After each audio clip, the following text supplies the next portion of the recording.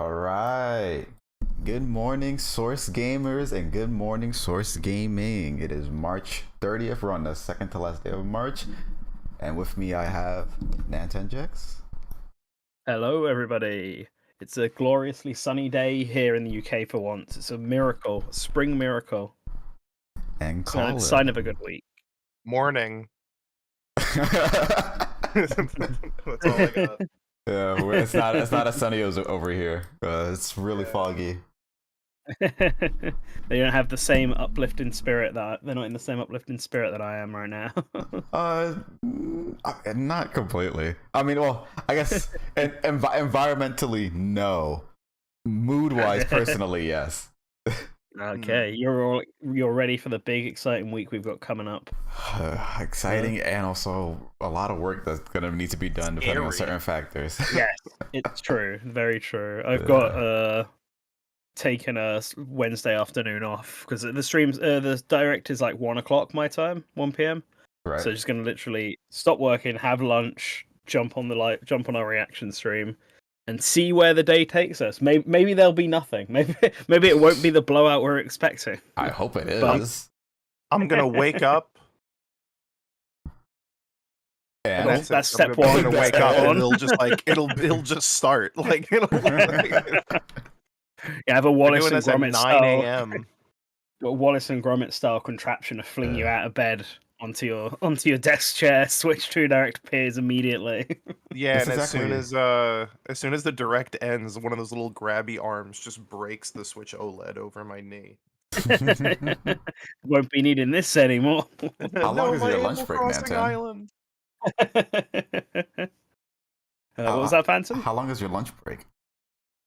I mean, no, I'm not taking a lunch break. I'm taking the afternoon off. Oh, you'll just be done for the day. Oh, So, okay. yeah, I'll be done for the day. Okay, that's good. That's good. So, yeah, I'll finish at 12:30, grab a lunch for 30 minutes, and Gotcha. well, we're probably gonna do like a pre-show A little bit, yeah, for like chat, 15 right? minutes. Yeah. Yeah. So you might hear me eating lunch during that. I think. uh, Well, actually, it's been quite a while. So first off, what's everybody been up to? Hold on, let's start with you. A lot of video games and a lot What you of been playing? movies. Um, I recently finished up. I probably some people that have like been keeping up with this are probably gonna be like, damn, you only just got around to finishing that. But I finished up the PlayStation 1 Medal of Honor games, which are Mm. very cool. I think those games are super sick.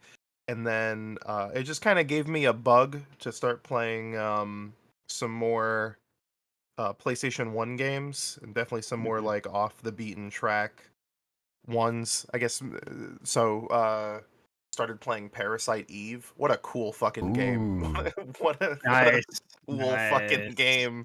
I'm very excited to play more of that. I've been holding off from playing it a little bit because I got the I borrowed the novel. There's a Parasite Eve novel, which is actually Oh, like sort of the true starting point of that series, Okay, and I've didn't know got that. that on my ebook reader, so I'm slowly nice. kind of getting through that. I also finished. I forget. Honestly forget when the last one of these GMSGs was. I finished Indiana Jones at some point in the past like couple months, Uh, and fucking awesome game. Awesome. They did it.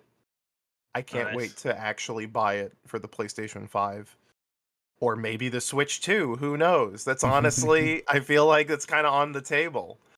There just might be a Switch 2 version of Indiana Jones. And then this is not a video game, but yesterday, well, not yesterday, 2 days ago, I saw the IMAX 4K re-release of Princess Mononoke, and that was incredible. So uh, that's Nice. there's your movie news for the week. Is go see the IMAX restoration of Princess Mononoke. It's fucking awesome. Nice. Better than any sort of AI slop Momonoke that you might find Yeah, online right now. oh seriously. Well, gosh, the timing yeah, could not be more impeccable. It's Mm, like it the truly is difference astounding. between low energy AI filter essentially and like mhm. a true hand drawn masterpiece. I was even trying to think like I don't think I've ever seen like a hand drawn animated film in IMAX ever.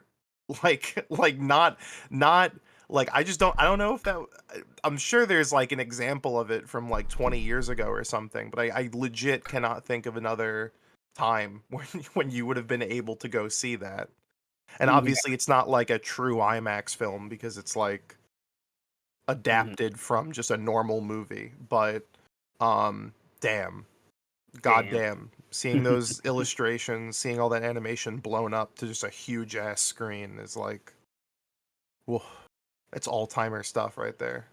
Nice. I wonder if they're even showing stuff like that here in the UK. Like, I had to imagine it's not an American exclusive thing to have these kind of big IMAX re-releases of films, but I've never really looked into it over here, and I just have this feeling it's going to be like a lot less common. 'Cause I'd love Yeah, to I'm see not something really mostly like that. sure. It's sort of weird because it's like G Kids is releasing it, Mhm. which Okay. I don't even know if G Kids has had any other like previous Ghibli licensing. Like, I don't know if they did the distribution for Boy and the Heron. Could be Apparently, they wrong. I did. want to say they They did. hosted something called Studio Ghibli Fest in 2024. Was done by G Kids.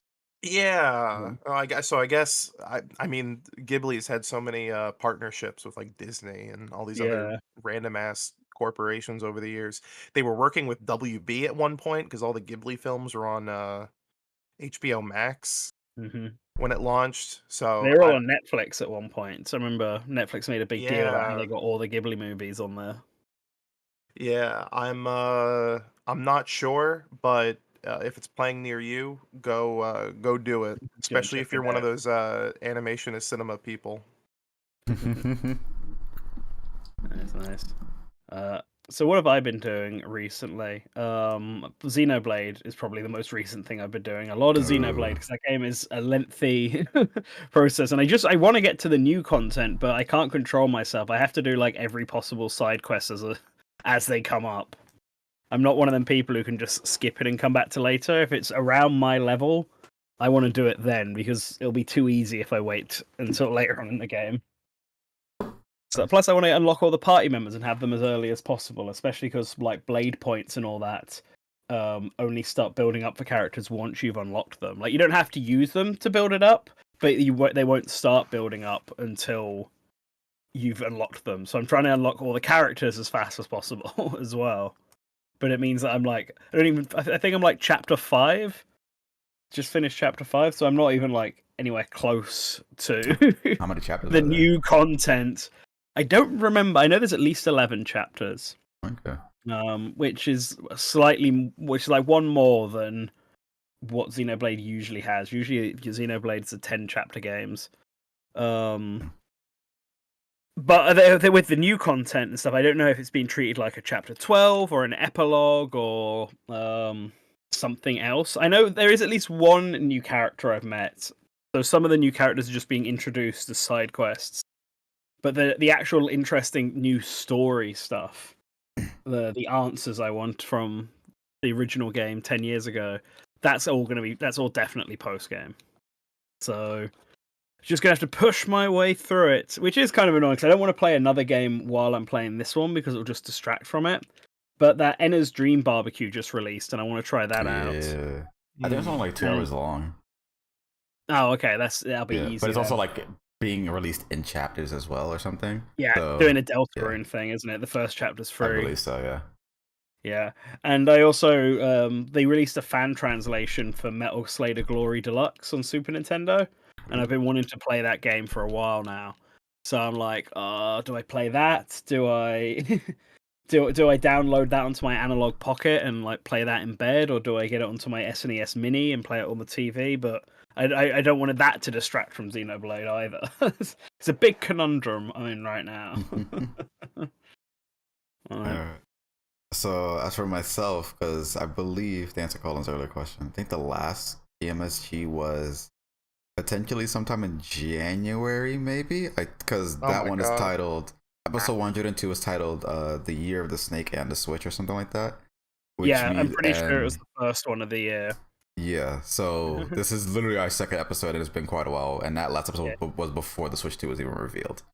So it's Yeah. been quite some time. Um, Within that time, I've actually been watching a lot of movies with Colin. So we watched like we watched like The Wrong Guy. We watched what was it, American Pop or American Rock? Yeah, American Uh, Pop. American Pop. That was a very interesting film. By what's his name? Ralph Bakshi. Yes, Ralph Bakshi. It was really interesting. I feel like I would need to watch it again though.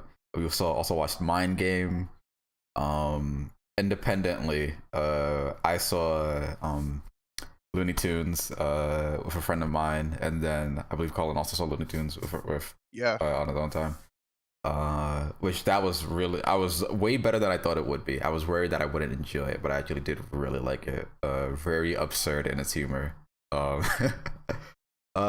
else? Oh, I said Gundam G-Clocks I watched as well. Gundam G-Clocks Beginnings, which was fantastic. I wanted to watch it again, but I was like, I probably shouldn't spend that money again. fantastic. Which is like the first 3 episodes. So fantastic first 3 episodes, really, and then the music as well was also really good. Was there anything else Is to that is the watch? is the full show for that out now? No, Gundam it comes Wing? out I think April 7th. I was gonna say I don't even think it started yet. Yeah, Right. it's Okay. gonna be on Prime Video, Ah, April. nice. How Uh, do you find the first 3 episodes compared to like Witch of Mercury? I didn't watch Wicker Mercury. Oh, okay. Okay, never mind Yeah, then. the last time I've watched a Gundam anything was sometime during COVID, where I watched a little bit of Iron Blood Orphans, and then before that, the last time I watched Gundam was when it was on Toonami. So Oh, okay. basically, That's like when Gundam I was a Seed, I kid, think. I think maybe G Gundam or Gundam Wing, which was like Yeah, which it'd be means that one it of would them have been like 3. re-airings after sometime after I was already bored. So Mhm. it's been quite a while. I started watching Gundam too, but specifically I'm watching the very very old compilation movies How are right now. those? Oh, okay. The pacing of them is really weird because it's like they're taking like an entire 43 episode anime and then they're condensing it into 3 Mm-hmm. movies. So the first movie is not even like that long, but it feels way longer than the actual running time is because it's Yeah. like condensing so much. But they are, I mean, they're cool as hell. So Mhm. it definitely makes me want to not just watch more, but also maybe go watch the original series at its like original intended pace. Yeah. Uh, So I've it probably watched would be for the best. the very first series of Gundam, like the very original Gundam from the 60s or 70s. 70s, Mobile yeah. 70s Mobile Suit, and then I've watched Witch of Mercury, and that's it. The first Gundam, and then what was the latest Gundam, and I've not watched anything in between. So I never Uh, watched Gundam Wing on Toonami or anything like that. it's it's not. People say it's bad. I feel like I don't have enough clear conscious of everything that happens to say whether it is good or bad. It's just that I remember liking some parts of it, and I remember being like that. Some parts are really weird, but also hard to follow if you miss out on any single thing. Mhm. I'm always usually like kind of iffy on trying to do like the compilation films for a series, because I remember, I guess like take for instance for Evangelion, of course you have the whole series, and then the whole TV series, but then there's like the Death and Rebirth films, and I remember watching a review with a friend, and I can't remember what the reviewer's name was, but I think they were part of what's Nostalgia Critics group of Oh, Channel people? Awesome. Channel Oh Awesome, my yeah. god. It was I don't remember the guy's name that reviewed it. But in that and this review the original reviews that he made about the series was like 13 years ago.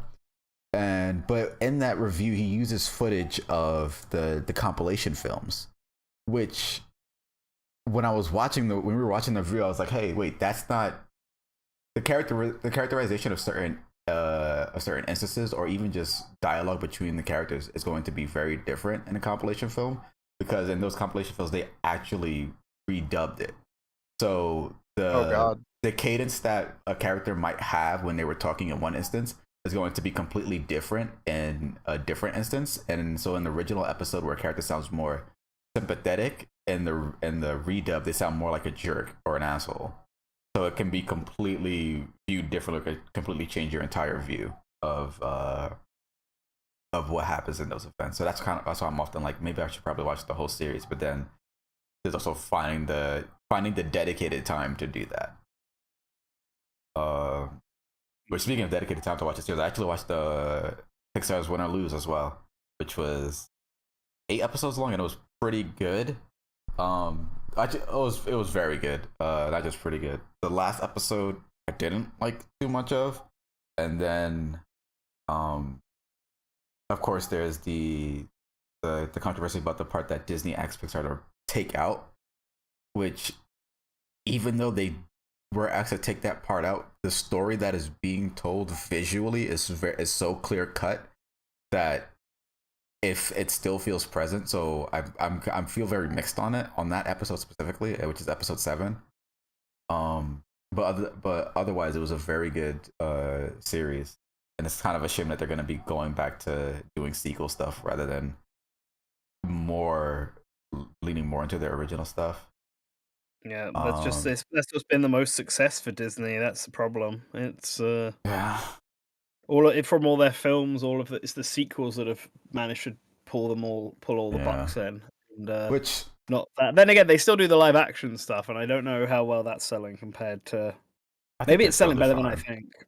I Hmm. think was it freaking Lion King still did well.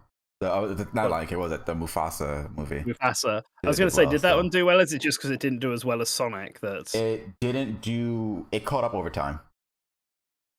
okay. So It was like when probably it in first came some. out, Sonic was leading, and then afterwards, Mufasa, I think surpassed it, which is I see. gonna be guaranteed to happen still because it's a Disney movie. I assumed at least. Um, Unfortunate for Sonic, he was eaten by the lion. They and- both did well. Who yeah, cares? yeah, Yeah, truly, true, yeah. true. But I don't want Mufasa to do well, Colin. That's the problem. No one does, but like it's all the same soup. Soup, soup, soup, soup, soup. It's all the same soup. And then when it comes to games, I've been playing a few stuff. So, for in February, it's kind of hard to remember everything that I've played, but there was the City of the Wolves beta that happened sometime in February, which I really enjoyed. I do have criticisms in regards to less of the actual video game and more about the game's menus. Um, so I actually am like I took a whole bunch of notes about it as I was going through the menus, and I actually drafted up. I'm actually in the process of like drafting up a script because I'm like, hey, I feel like these things should probably be changed because going through these menus is kind of a mess or just needlessly tedious in comparison to other fighting game menus. Um, but the actual game is really fun. The second beta is currently going on and it ends tomorrow. And to actually like take the time to learn an SNK fighting game is really enjoyable. Um, if anybody would like to know, I main a Kane, so I'm playing a Rock's uncle. Um, there was Monster Hunter Wilds, which I have reviewed on the website. So after you're done here, you can go to the website and check out our latest articles and reviews that are over there. Monster Hunter Wild was really good. I'm mostly waiting for the title update, which is next week. Unfortunately, on Friday, which is the day of the Switch event. So depending on how things go, either will or won't be playing that because I'll be too in my Switch brain. Mhm. What else did I Are play? you? I'm back from Disney suddenly killing me for insulting Mufasa and Snow White. Um, are you going to the Switch 2 event then? Did you get a ticket for it? I do not know if I'm going. Okay. And that's because I didn't get a ticket, but I don't know Mhm. if there's potentially like the waitlisting thing that they have. If there's a chance from Right. that I might be have the chance to go. But even then, if I don't go, there are friends of mine that are going to be coming to New York for that event. I One see. person that'll be in New York is gonna be Rogers Base. So Okay. we're gonna be hanging out some for a bit, even if I'm not going to like the Switch event. We'll still be hanging out afterwards, like kind of like how we did last time for it was Comic Con. Nice, nice. Um, Uh, yeah, I'm trying to. Did anyone other than me from Source Gaming get a not that I know ticket of. No. for it? No, Oh, no, no, unfortunate. no. I know we have the one patron who did get a ticket, Rosetta. So the two of us, at the very least, are going to be talking about. Lucky It's going to you. be talking about it on the 13th. So there's going to be I guess it'll be a good morning Source Gaming Probably. in about 2 weeks, where we talk about our experiences with the Switch 2. Are you going? What day are you going? The 11th, April 11th. That's the first date in London.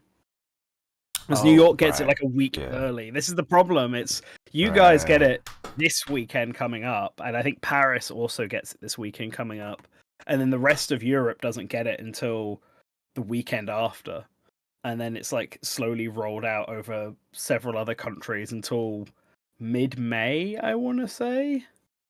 I Like I think think so. like South Korea gets it the latest, Yeah, something like that. which might even be end of May for them. Which Um, shucks. yeah. But I guess Excuse with me. that, shall we get into the main topic of today's discussion. Yeah, I'm down. Yeah. All right. What We're if gonna I'm not? What if I think we should keep going about stuff we've played or watched? I mean, I do have more stuff that I could talk about. Yeah, me It's been, too. 'cause it's been No, quite a while. let's The people are here to listen to us talk about the Switch too. yeah. If this was a normal GMSG, we'd be going for another hour. Yeah. But Probably. But we actually have we actually have a topic of conversation we do. this time around.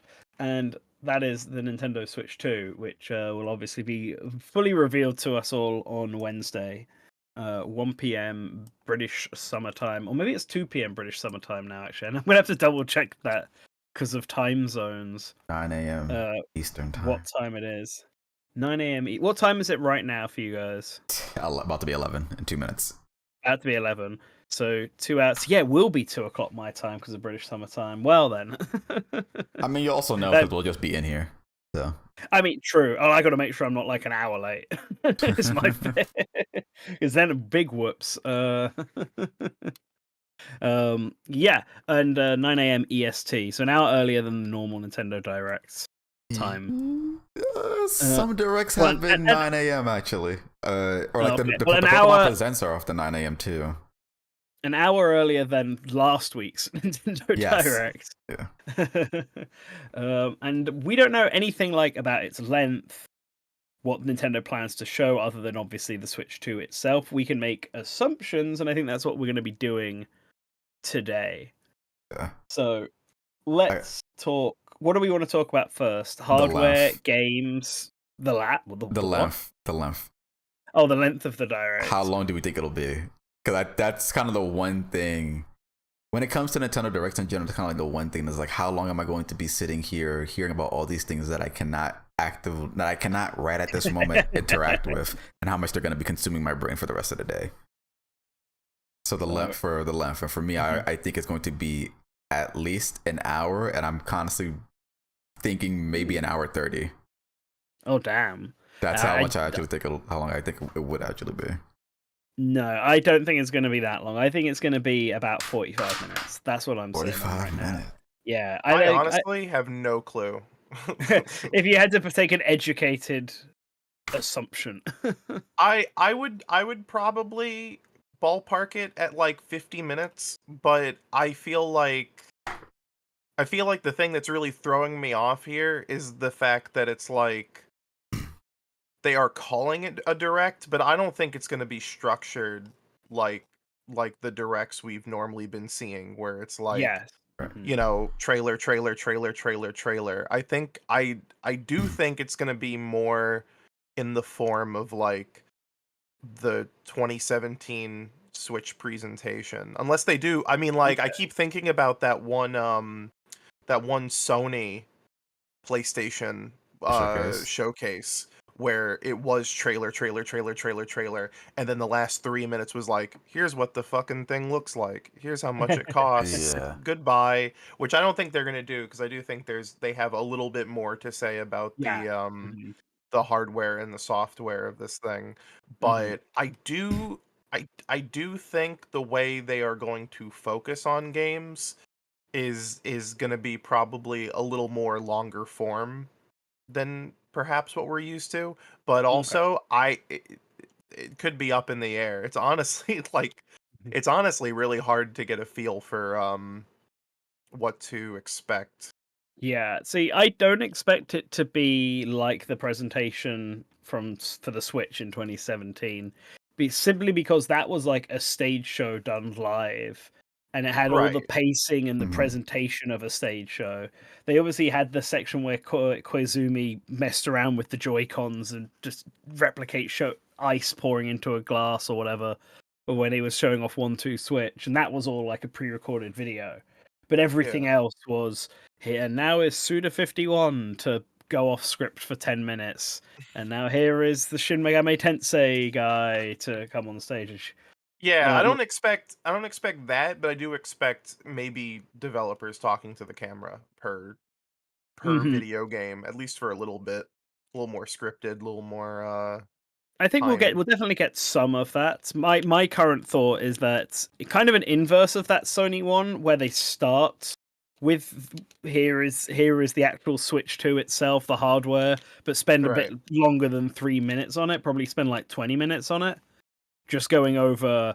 Here is the hardware. Look at the new Joy-Cons. They're mice now. Woo! Look at that. Here's the virtual game card thing we talked about on Thursday. Here are you can play your Switch 1 games on it. Here are the Switch 2 editions of some Switch 1 games like Breath of the Wild and Mario Maker 2. Shit, like I think they'll spend the first 20 minutes talking about that, highlighting a new game when they talk about mouse mode, whatever 1-2 Switch equivalent they're going to have with this system. Then when after that 20 minutes are done, is when I think they're then going to transition into maybe not visually the same way a Nintendo Direct has done, but more just trailer with only a handful of them in the middle getting that like developer highlight. Like maybe they'll stop to talk about Mario Kart for a few minutes. Maybe they'll stop to talk about Elden Ring for a few minutes. There'll be some new third-party game, almost certainly, that's exclusive to the Switch 2. That So is they'll sort of stop the talking thing. about I that. am wondering how much of a third-party presence is going to be here. I don't think it's going to be exclusively Nintendo, but I would not. But like, obviously, when we think of like third parties at a direct, we think of like RPG collections and stuff, and that's not gonna like no. those things that normally take up the bulk of like a standard direct. Like, I don't think they're gonna be here. Yeah, I'll tell you what, it's not going to be that 3-phase plan that was rumored where third parties won't join to the Switch until October, November. Bruh, what do you want? Yeah, like I guess I have more of a question of like I don't like that's because that's sort of the thing, right? Like people are talking about like, oh, maybe they'll have like an Elden Ring section, but I don't know if I would believe that because it's like a 5-year-old video game at this point.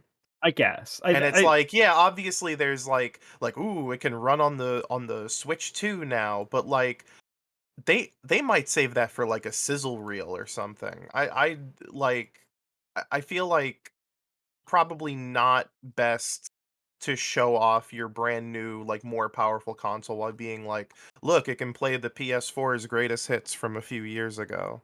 I think they're gonna want to focus on like new stuff. I guess my question would be, what did they do with Skyrim back on the Switch 1? Did they like talk about it was in the reveal trailer. It wasn't at the presentation, and then they had like 30 seconds of Todd Howard. I don't even think it was at the Nintendo Direct. It was like at a Nintendo Direct, I believe, because they showed off the Amiibo, didn't it? Well, like because at E3 they talked about the Skyrim Switch port at the Bethesda E3 conference, and then maybe they talked about it again at the Direct like a day later. I honestly forget, so. But yeah, like it didn't really have the most overbearing presence across like the Switch rollout. Well, Skyrim was at the Switch presentation in 2017. Yeah, like so. Just as a refresher, because I just looked it up because I thought, oh, maybe I should. They started with 1-2 Switch, which they obviously showed off with the Joy-Cons. Then they moved into talking about ARMS because that was the other big Joy-Con game they were releasing. Then they talked about Splatoon 2, or confirmed that Splatoon 2 was a thing because it hadn't been announced yet. Right. Then a bit of Mario Odyssey, confirming, oh, that thing we teased in the Switch reveal trailer is the next 3D Mario game. Then they announced Xenoblade Chronicles 2 was going to be a thing. Then they announced Fire Emblem Warriors was going to be a thing, or they gave a teaser for it and was like, check out the Fire Emblem Direct that's happening later this month. Then they had the Shin Megami Tensei 5 section. Octopath Traveler came off after that. Well, in this room, what's going on? Hello? And no, that's Snazzy. Hold your thought. I'm just talking. Then it was Octopath Traveler. Got announced. Then Skyrim got shown off. Then it was Travis Strikes Again and the whole Suda 51 section. Which is and funny, then yeah. they ended with Breath of the Wild with a big trailer. So, Where's and then that where's was Skyrim at again? so Skyrim was apparently just before No More Heroes, between Octopath Traveler and No More Heroes. I don't know if it was just a trailer or if Todd Howard was there. I was gonna say I I remember like a clip of Todd Howard talking for like 30 seconds, being like, "Wow, it's so great to have the Elder Mhm. Scrolls on a Nintendo console in the Yeah. future." Like that's what I remember, and I'm pretty sure it was here in this presentation. And then outside of the presentation, they also announced Mario Kart 8 Deluxe, Sonic Mania, and Ultra Street Fighter 2 were all things that were going to be coming out. But that was what the Switch 2017 presentation was like. Okay, Snazzy, hello. Well, I forgot we were doing this, and then I was looking at my Discord, and there was an announcement. I'm all like, "Meh," Nintendo is saying we're going live with something. I'm like, "Wait, it's Sunday. Let me see who's you see who's in voice chat." I'm like, "Only 3 people. I better get on there." Score. So that was my So, morning. I just made some waffles. They were pretty fantastic. Did a little bit of yard work. I was gonna go to the beach, but this is more important than the beach. Go to the mhm. beach any weekend. We only have a Switch 2 Direct. Well, I mean the One. Switch So 2 we only have a launch Switch event. 2 launch event. That's correct. Once. Mm-hmm. So, So, well, have we already you talked about the over under on whether or not there's going to be another roof party? no, no, not yet, not yet. All we All talked right. about is how long we think the direct will be, and then we were talking about third parties, and I thought it'd be good to go over what the Switch 2017 presentation had with it as a refresher on this. How much of it was Nintendo? How much of it was third parties? What those third parties did there. So first off, how long do you think the presentation's going to be? You may as well get yours in now. Um, I'm going to say 40 minutes. Okay. You got Ah, this. You got the lowest number, so you got the. You think it's the least amount of time. Then me, then Call, and then Phantom thinks it's going to be the Yeah, longest. yeah, I think it'll be I like an don't. hour Yeah, 30. I think people are going to be disappointed by how much is shown. So To be honest. I get this. I guess it goes into a thought I've been having because I fully expect there to be third parties, first parties. I wouldn't be too surprised if there was more third parties than there were first parties. But what I'm curious is how much of the stuff being shown off here is going to be launch day versus launch year, and how, or will it be like Nintendo be going out with their big numbers? Because the Switch presentation obviously only announced stuff that was going to be that year, and most of the stuff that they announced was in the first 6 months of the Switch One's life cycle. The only game that went beyond that, I believe, was Xenoblade Chronicles 2, which was released in December of 2017. So, The like, first 6 months? yeah, I'm pretty sure it's first 6 months, right? From March to end of September. When did Uh, Mario Odyssey release? October, I think. I think it was Okay. October 27 or something like that, or 17th. Okay, maybe it was a bit longer than I thought. I guess like what I'm thinking is everything that they're going to announce here is going to be at this Switch 2 demo event, Mm-hmm. right? Or at least I'd imagine most of it would be. So how much of what they want to announce here is going to be stuff that will be available around launch time, and how much of it is just going to be general stuff? Will they tease Animal Crossing for 2026? Will they tease a Super Smash Brothers game for 2026? Or will they? Because they obviously they have no problem teasing Tomodachi Life and Rhythm Heaven for 2026, Right. as we saw on Thursday. But did they No, I do still that? get. Did they do that because they want to just focus on 2025 releases at this presentation, and specifically like Switch 2 launch month releases? My thought process is that although Tamagotchi Life and Rhythm Heaven are beloved series, it's not something that you would want, say for instance, just a game that's really just for Switch 2 owners. It's a game that is mostly for like the big install base that the Switch already has, and then also will be accessible to Switch 2 players, which is why I think announcing that now just to get it out of the way, like before the Switch 2 event, because at this point, after, it's not that there won't be any more Nintendo Switch 1 game news, because we already know that that's not going to be the case with Legend ZA, and then these two more additional games, and even Metro Prime 4, which we'll get into Metro Prime 4 specifically a bit more, because I have other things that I think about it. But I think they're just trying to focus on, when it comes to the Switch 2 Direct, they're not just focusing on the games that are coming out for that specific console. I think they would feed into 2026 as well. So that way, but not most of it. Like just like maybe like 2 titles that are 2026 that are like, the big, hey, here's the heavy hitters of what we're gonna have for this console, but they won't be coming out. But there'll be like single player title stuff that won't be coming out just yet. Honestly, the thing that makes me kind of weary for what may or may not show up in this direct is that I feel like we're still gonna see like a normal rollout of Nintendo Directs for the rest of the year. Like I assume we will get an early summer Direct again. Yeah. Like I know there's a lot of talk about like when the system will release, and it seems like it's gonna be in the May June kind of area, and people forget that there was a normal ass Nintendo Direct like 2 weeks after the Switch 1 launched. Like they went right back into it. So Well, Yeah. wasn't that direct just for Splatoon and ARMS? No. I think it was a No. combination 3DS and Switch Direct, I believe. Sure. Oh, okay. Yeah, I think I I stuff think like we may Sushi get Striker was some. there. Yeah, I think we may get almost like sizzle spots of games where you'll be like, "Oh my god, it's a new, I don't know, Star Fox or whatever," right?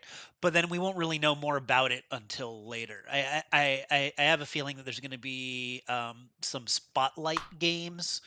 And besides that, there's going to be maybe not quite a sizzle reel, but like kind of short announcements of coming soon, and then we won't really know what those are till later, because I think they have to lay out a plan and the groundwork, which is also why I think it's going to be a little bit shorter.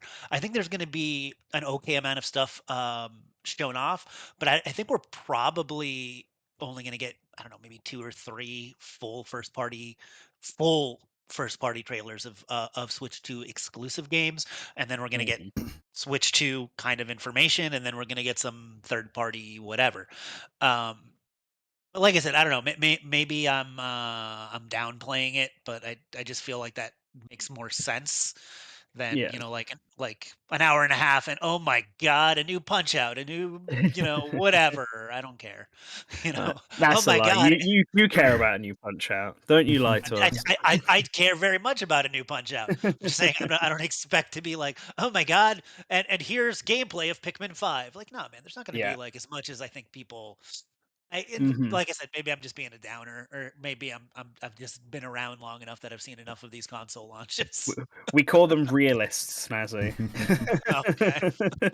But, I mean, I guess then, if you're thinking like that, do you think the only stuff they're going to show off is like launch month stuff? Let's say stuff that everything they're going to show off that on Wednesday will be stuff that comes out It's going to be between launch window. now Yeah. and well, how long is the launch window though? I think launch window is typically 3 months. Okay, So yeah. So everything from launch to, let's say, I don't know, end of August. Yeah, or roughly. even to everything from launch until whatever they might be holding back for the holiday. Okay.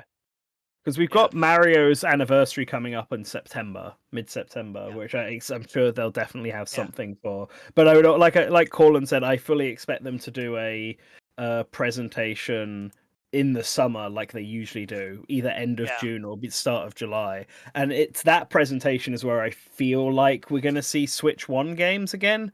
Like I know there's rumors of a Kirby remaster coming out this year for Switch 1. And I feel like that would be a July direct reveal, not a this Wednesday direct reveal. And depending on how stuff like Metroid, depending on what their focus is, I guess we can have this quick conversation. Do you think that what they're going to show off this Wednesday will be really purely Switch 2 only, or will they have a few games that we're expecting on Switch 1 as well, like Metroid Prime 4 or that rumored Fire Emblem game or Pokemon Legends that? Like, do you think they'll spend any time on Why would they have had a regular Nintendo Direct a week before if they were going to show anything from the Switch One? Yeah. That would be the most bizarre. What I think they might show, and what I'm actually very curious about, right, is if there is any cross pollination. Like, is there going to be? Let's take Metroid Prime 4, right? Is there going to be a Switch 2 version of Metroid Prime 4? Mm, If so, if you buy one, do you get the other? Is it going to be one game, but there might be enhancements or just yeah. upscaling and things on the Switch 2 version? That is something Mhm, I think they might touch upon. And there's a mhm, lot mhm. of different ways that could go. That's actually one of the things, almost more than the software itself, I'm more interested in is how they're handling the transition from Switch to Switch 2, and you know especially with a backwards compatible console, because I think one of the biggest flubs, and I make fun of them all the time, even though it was a very successful system, was the PlayStation 4, and how the first year and a half of that game was just remasters of games that were already on PS3, um, just because it wasn't backwards compatible. But then from PS4 to PS5, right? Um, The you would opposite see problem. yeah, exactly. And you would see some games that would have, hey, we have an upgraded version of this remaster. Well, it'll only cost like it's funny. I'm like, should I buy the new Horizon for an extra $10? And I'm like, no, it's fine. But like Mhm. they give you options like that, right? For new Yeah, remasters and Mm. remakes and things like that. yeah. So I want to see how Nintendo handles that, because Nintendo is traditionally um, bad when it comes to consumer friendly things. I love Nintendo, they're my favorite company, but I mean, like, they're not forward thinking as a Sony or a Microsoft, and Yeah. that's part of the charm of Nintendo, but that's also a fact. So Yeah. Nintendo potentially already leaked this in that virtual game card Right. video that they did, because Yep, yep. they had a disclaimer that was basically like virtual game cards for Switch 2 exclusive games and Switch 2 edition games Right. can't be virtually traded back to Switch 1, which obviously revealed to us that they have Switch 2 edition games, which to me logically would suggest that these are Switch 1 games that have some kind of enhancement, like Yeah. Breath of the Wild or Pokemon Scarlet and Violet, or maybe Mario Maker 2 with mouse controls. Like so they will definitely have them in the presentation, and they'll probably also throw in Metroid Prime 4 and Pokemon Legends are in that section because they're two upcoming ones. So they can be like, Metroid Prime 4 Switch 2 edition will also be coming out with Metroid Prime 4 Switch 1 edition. Yeah, that's Um, how I expect Switch One games to have a presence in this yes. conversation. In Yeah. this in Me this too. direct, it was through like potential cross-gen upgrades and such. Yes, Yeah. but I don't expect them to announce any new Switch 1 games. So even Same. stuff like that rumored Fire Emblem remake, if it's not just exclusively a Switch 2 title now, like I know the rumor for the longest time is that it was a Switch 1 title and was effectively done. Um, it also might be a case where it was done and then they decided actually no, let's just make it a Switch 2 game instead, and they've I like could reworked it to be a Switch 2 game exclusively. But because otherwise, yeah, you're right, Snazzy. If that was the case, why wouldn't they have announced a Switch 1 game on Thursday? Why is it that Nintendo's only two new announcements were for the Met. 2026? And even on the Yep. third party front, like basically every game was either a shadow drop or releasing like in a week, or Yeah. it was releasing in July onwards. There was nothing really like at least I don't remember there being anything announced that was There was nothing releasing past in 2026. May I mean or June. 2025. No, Yeah. not past. I mean, like I mean anything that. in May or June of Yeah. I 2025. think Cosmic Invasion was late 2025, and I think there was something else that was late 25. I think was it Everybody's Golf? I think is also late 2025. Yeah, but But my then point here, everything else is like May and June, July. well, no. My point here is that there wasn't anything that was May June. July, yes. They announced like 3 games that are all coming out within a week of each other in July. But they didn't announce anything that was releasing in May, June, unless it was like Fantasy Life, which was in a sizzle reel. Yeah. And I find that suspicious that the 2 months that we're speculating that the Switch 2 is coming out, they didn't announce any new games for. Yeah. So I suspect that for then at least until July, Nintendo and maybe even Nintendo's partners are just going to be going all in on Switch 2, and everything is going to be Switch 2 exclusive Mm. in these Yeah. next like 2 to 3 months. I don't know It's about Switch 2 exclusive, but I do think they are sort of giving all the Switch 2 stuff room to breathe. Mhm. Yeah. So like I mean, it's hard to talk on things that are like rumored to be real. Like obviously Mhm. Yeah. there like it's like we can talk about the Fire Emblem 4 remake and Kirby Robobot like HD, Mhm. and then they might just never actually exist. But Yeah. like I feel like if we're not seeing them now, it's because they're just going to be pushed to later into a more quiet time during releases, as opposed to Yeah. just like like, oh well, here they are releasing alongside the new console. Yeah, Mhm. and the thing is, those things aren't super exciting for a console reveal, right? Yeah. Because even if you have Planet Robobot, and I've been avoiding most spoilers, and by avoiding I mean I just haven't cared enough to look. Uh, um, but you have a remake of a 3DS game, for instance, right? Yeah. And that's cool, and that's the sort of thing that you use to boost your overall library and to carry you through a drought and through to, Yeah, you know, exactly. Yeah. and to keep games coming out for the Switch 1 when the Switch 2 is out. And you can announce that in a direct in July September. or September, Yeah, whatever. yeah. Yeah. And people will be like, "Great, that made that a good direct," but putting it in here, comparing it to Switch 2 launch games, because this should be to sell the Switch 2. So you want to do Yeah. something that differentiates it from the Switch 1. Um, so Mhm. showing Switch 1 games, unless there's like crazy optimization or something happening with the Switch 2 version, which also, do you want to like reveal a Switch 1 game that's so much better on Switch 2 at a Switch 2 direct? I would say Like, Yeah. yes, actually, Mm, because that's part of the But reason why I think it'll be long, because I think that they would want to explain the difference between, hey, why you would even want to upgrade your games or get a version of a game, since we already know that a Switch 2 edition yeah, exists but now.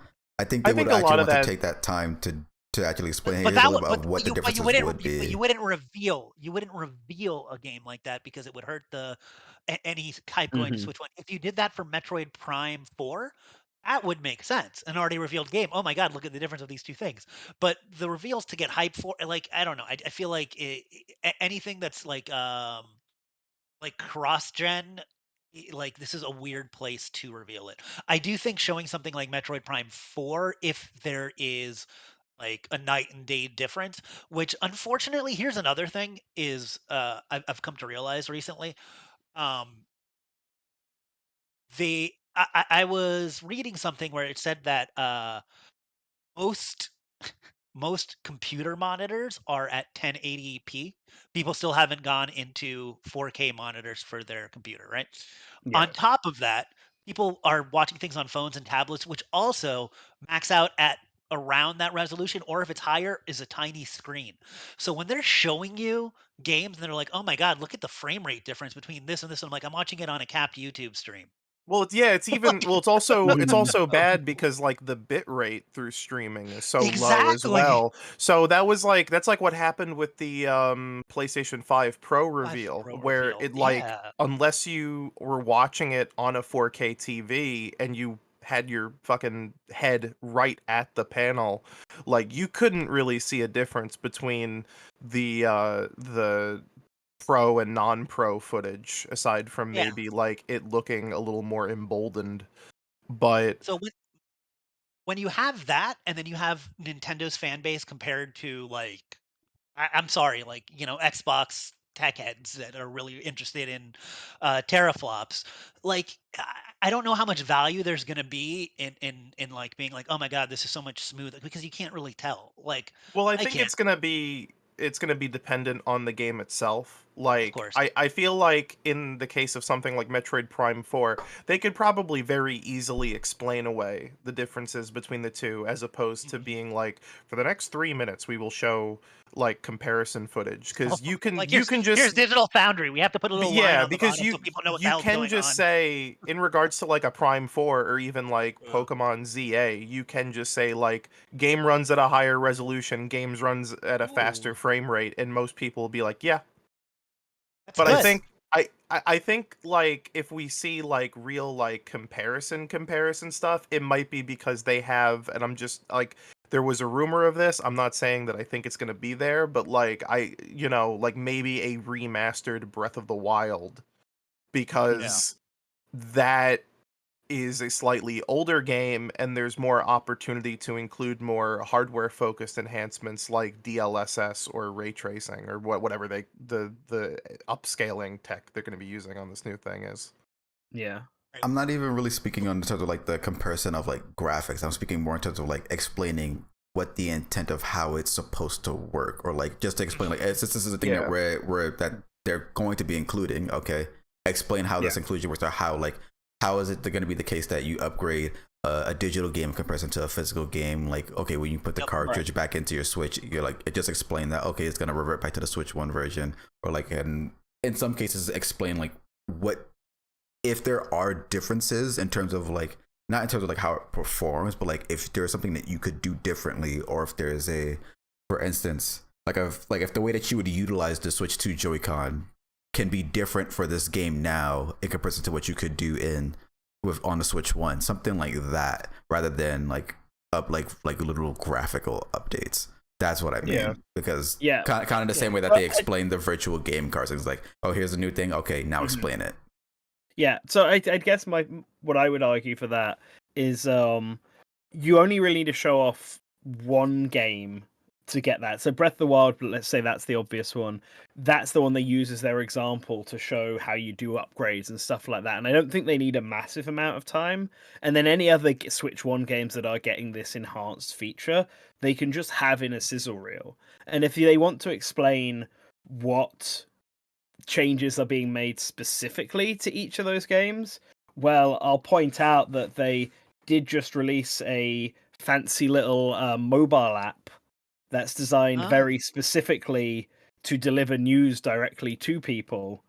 So, if, for example, they announce Mario Maker 2 is getting an enhanced version for Switch 2, they don't need to give us any real details on how that will work in the direct, because they can just then text it to us like a week later. Well, there's also just like sometimes I think the upgrades are going to be like not incredibly exciting, you know. Mhm. It's like how like those first couple years of cross-gen PlayStation stuff, where like there's yeah. not even really like a like massive like difference between something like Miles Morales on PS4 to 5 and the Mhm. Horizon 2 and like God of War 2. Like there's obviously like some texture resolution and maybe some like ray tracing implementation, but like you know, games Yeah. being released on multiple platforms are still gonna more or less look the same. So I think they are gonna reserve like like some of that stuff for maybe like here's a big enhanced Breath of the Wild or something. But I Mhm. think it's kind of funny because it's like uh, uh, Nintendo's never really done the cross-gen thing before, but there's also never really been a case where cross-gen was as big of a deal as this generation has been. Mhm. Like, we were talking earlier about like they had to remaster a bunch of PS3 games because there was no backwards compatibility. But like even with backwards compatibility on the PS5, like PS5 upgrades are still a big deal because there's such a significant jump in power that they can make like the best iteration of these games while still allowing people who own their old copies to just keep playing per usual. So um yeah, it's definitely one of the more like things I'm most curious to see about the Switch 2 Direct and like how they present it. But like, yeah, it's possible that even with that, it probably won't be the most exciting announcement except for like tech heads. But I think like all they I'd really be have to excited. convey is games run better. You know, that's really Yeah. I'd be excited if they showed a video of somebody playing Smash Ultimate and actually selecting characters in the stage and having it not take 30 seconds to load. That would be yeah. great. You're like, Like, yeah. I'd be like, Because in perfect. itself, that is still like very impressive. Like I think most Nintendo fans probably wouldn't give a shit about like Smash Ultimate's getting a resolution boost, but like Mhm. technology wise, that's still real. Like if they have like Smash Ultimate running like 1440p native with Mhm. Yeah. 60 FPS or something, like The game's that's already gonna in be 60 real good. Faster FPS. load times and yeah, Yeah, like honestly, like Yeah. like just that and if they improved online as well, like shit like that is stuff that I care about more than Mm. Yeah. I think just like a resolution increase. Yeah. You know what is funny is I think we're gonna get, and I guess we're not probably not at this point of it yet of our conversation. But I'm just thinking about it. I think there's gonna be a lot of stuff that are just for the third parties that are gonna be third party things that have just kind of been absent from the Switch. That every yeah, now and then comes Mhm. out and you're all like, huh, Hades 2 hasn't come out on Switch. They haven't even tried. I mean, I know that game is The probably a game's in little early harder to run. It's access. in I early think access, yeah. it's only on Steam. Yeah, Right. but it hasn't been announced for Switch 2, has it? Or for Switch, has it? I think it hasn't. I Could be Uh, wrong. don't know I actually. don't know if it's been announced for any console specifically because they Yeah, I just did thought the it was early Steam access only. thing. Mhm. Once the game is like ready to come out, like it's done, then it'll like get announced for consoles. I think. I don't know if they said otherwise, I don't know. I've but I I've also been haven't looked. just candidly the past I feel like 2 years I've been so about a year and a half ago I had to get rid of my gaming computer and because everything is so expensive when it comes to graphics card. I've just been using a little mini PC, so I am not up to date on Steam stuff at all. I need to eventually put my computer back together. well, that's like me with the Steam Deck. I'm just playing everything that this this little hunk of That shit can you, run. yeah. It is Yeah. amazing, and I know this is a non sequitur, and we have a lot to talk about. But I was just thinking about, um, just kind of like the A to B to C of crypto mining and how it has affected computer gaming. Like it's amazing. Like because it used to be like 10 years ago, like you could just like you're like, oh my god, I have to spend $350 for a really nice graphics card, and now that's very funny to think Yeah, Yeah. about. Jesus, because yeah. now it's all about AI mining. Yep, No, yep. But God. we could we'll save that for another good Yeah, morning a source gaming where we're difference not with talking morning about source the Switch gaming. 2. We can have a quick section to talk about third parties because we already touched upon third parties a little bit as you were arriving. Oh, And I brought up Elden Ring as being like the Skyrim of yeah, that this makes a whole presentation lot of where they're sense. like, yeah, here's the big game that you all wanted that we didn't get on Nintendo. But there are a few that could be like that. Grand Theft Auto is another big one. Whether or not GTA 6 comes to Switch 2 or not, Mm. who's to say? But GTA 5 could very easily come to Switch 2. I feel like Um, Rockstar's always had a weird relationship with Nintendo, even when Nintendo they would run had. their stuff. Yeah, they had a very rocky relationship with them back in the 64 to Yeah. GameCube era. But they were still supportive of like the DS and stuff. And I think they're over it now. I mean, you can get the GTA trilogy all on Switch already. Yeah. I don't think can you get GTA 4 on Switch? Nope. No. Nope. Nope. It's just Yeah, the GTA. It's GTA trilogy, LA Noir, and Red Dead. Red Dead 1. Red Dead 1. Red Dead I 2 is another possible I Switch I'm 2 game. I have one I'm calling right now. And that's Final Fantasy VII Remake. Yeah, I've heard that a Yes, lot. yeah, Yeah. I Yeah. think that's one that's definitely could I feel happen. like that's kind of a no-brainer, like Square and Square Enix and Nintendo, great relationship. Hmm. Um, the cloud's been all over Nintendo consoles this Yeah. generation. The only reason it's not there is because it couldn't handle it. So if they're gonna, Switch One it and bring back things from last gen Hmm. on Nintendo, I think Final Fantasy VII Remake is almost definitely going to be there. That and Elden Ring, which you already mentioned, are the Yeah. two.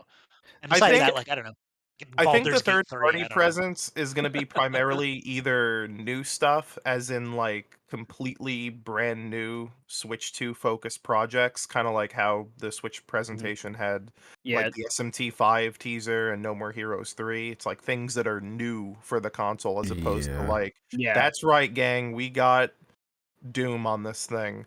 We But got Fallout Although, I mean, 76.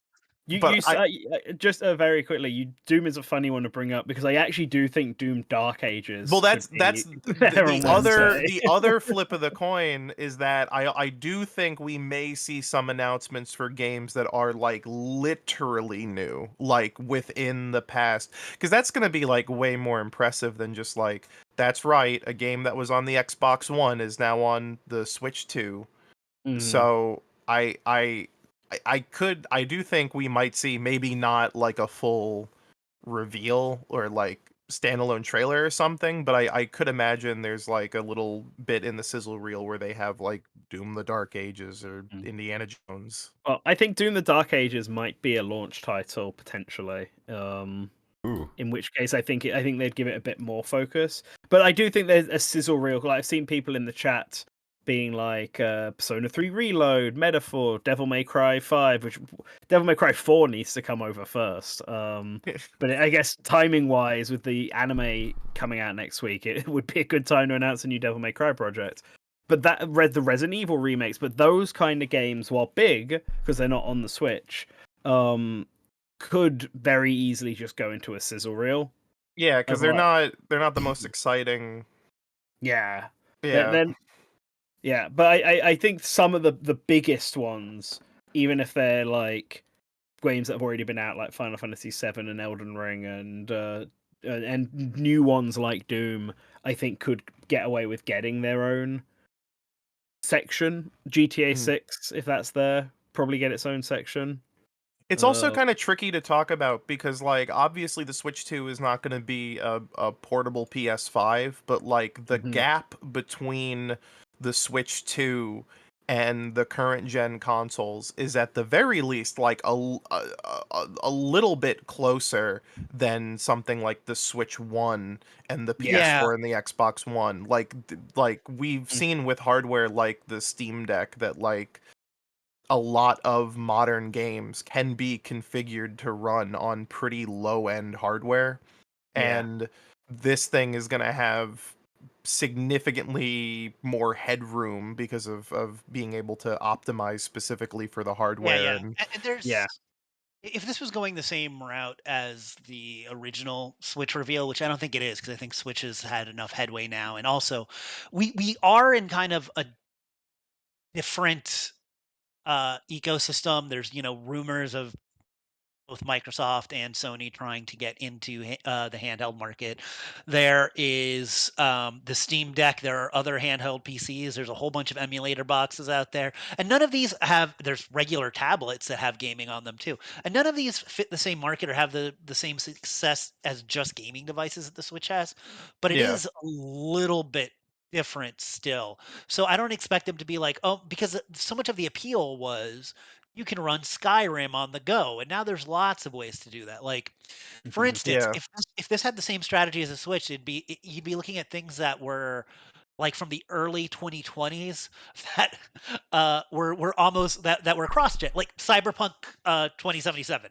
yeah. That's one, right? That's Yeah. exactly the type And of game even then, that you would like have a lot of expected. those games are stuff that, Yeah. like, I don't know if I would expect to see them at a Switch Yeah, 2. you can see them later as yeah, Yeah, because it's exactly. Right. like, how Exactly. many games is one person gonna buy for the Switch 2 at Yeah. launch? And then Mhm. also you can always just fill out your own schedule. Like, I feel like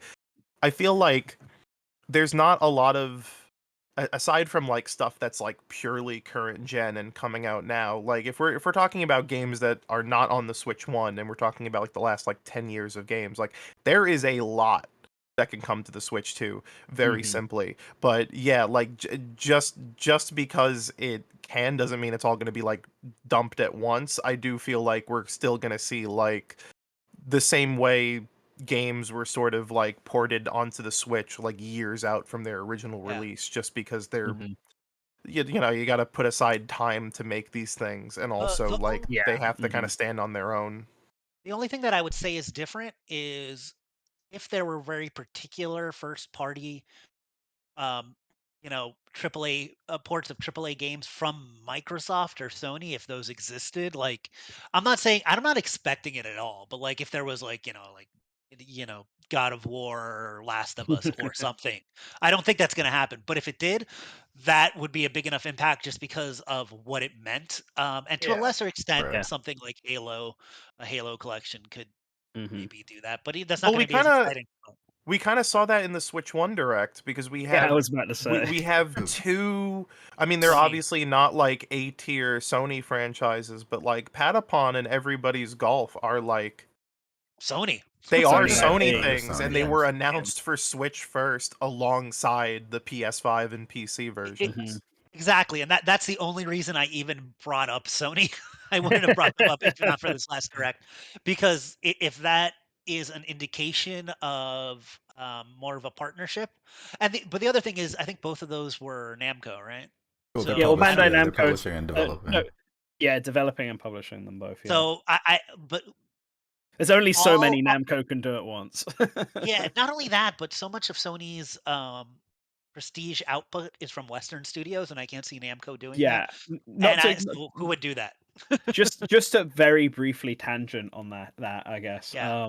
Well, the four Sony game. Well, there's 5 Sony games on the Switch, ignoring the baseball one, which is the first one they brought over. The other 4, I believe, have all been developed and published by Bandai Namco, and they've all been Sony games that have come from or have a very big Japanese focus. So I think that the Sony games we'd expect to see are those single A, double A, Japan centric Sony PlayStation titles. Stuff like Ape Escape and Gravity Rush and What are the other two? Loco Roco. One of them, what's it called? I always say Front Mission, but it's not Front Mission because it's not a Sony series. I have it on my Blue Sky because I tweeted about it. So I'd have to have a look. They both already came out, I believe. Where can I? There's where Freedom was it? Wars. Freedom Wars. That's the one I There's was Freedom trying to think Wars. of. There's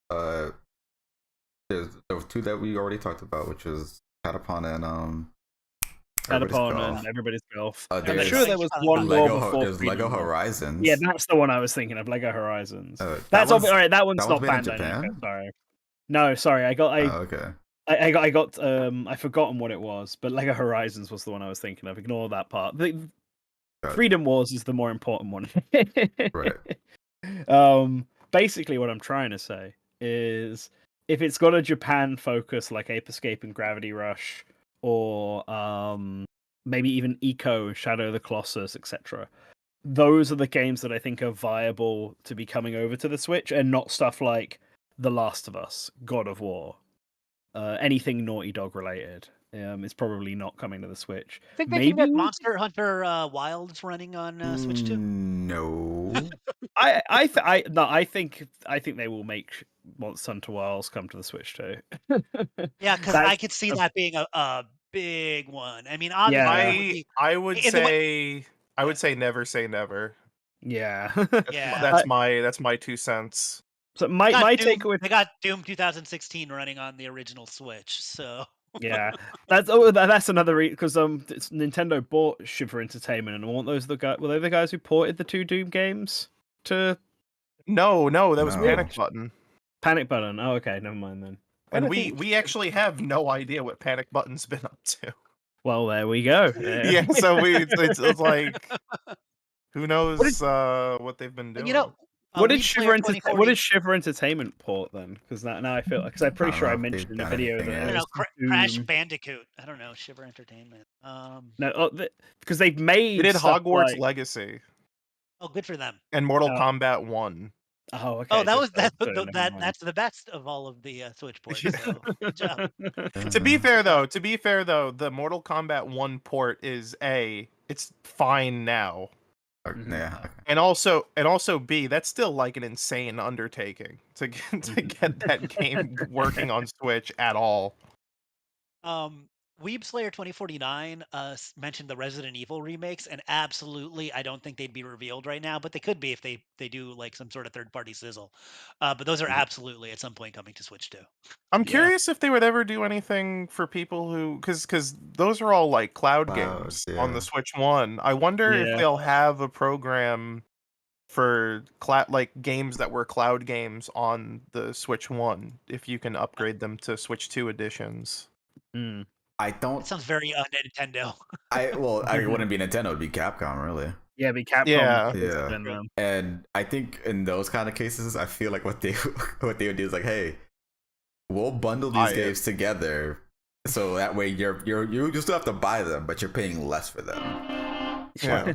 yeah. Well, yeah, that's what I would figure. Yeah. Yeah. Resident Evil 7 and 8 bundled together. Because I think at this point now, through like Steam sales and stuff, is usually the case that you're able to buy, I think 2, 3, and 7 altogether equaling like $60, or maybe I think 7 and 8 even, for altogether for like $60, at least a little bit above $60. I was So gonna say I could see them combine 7 and 8 together, and maybe even 2 and 3 together. I don't know if they would do 2, 3, and 7 in the same way Steam did.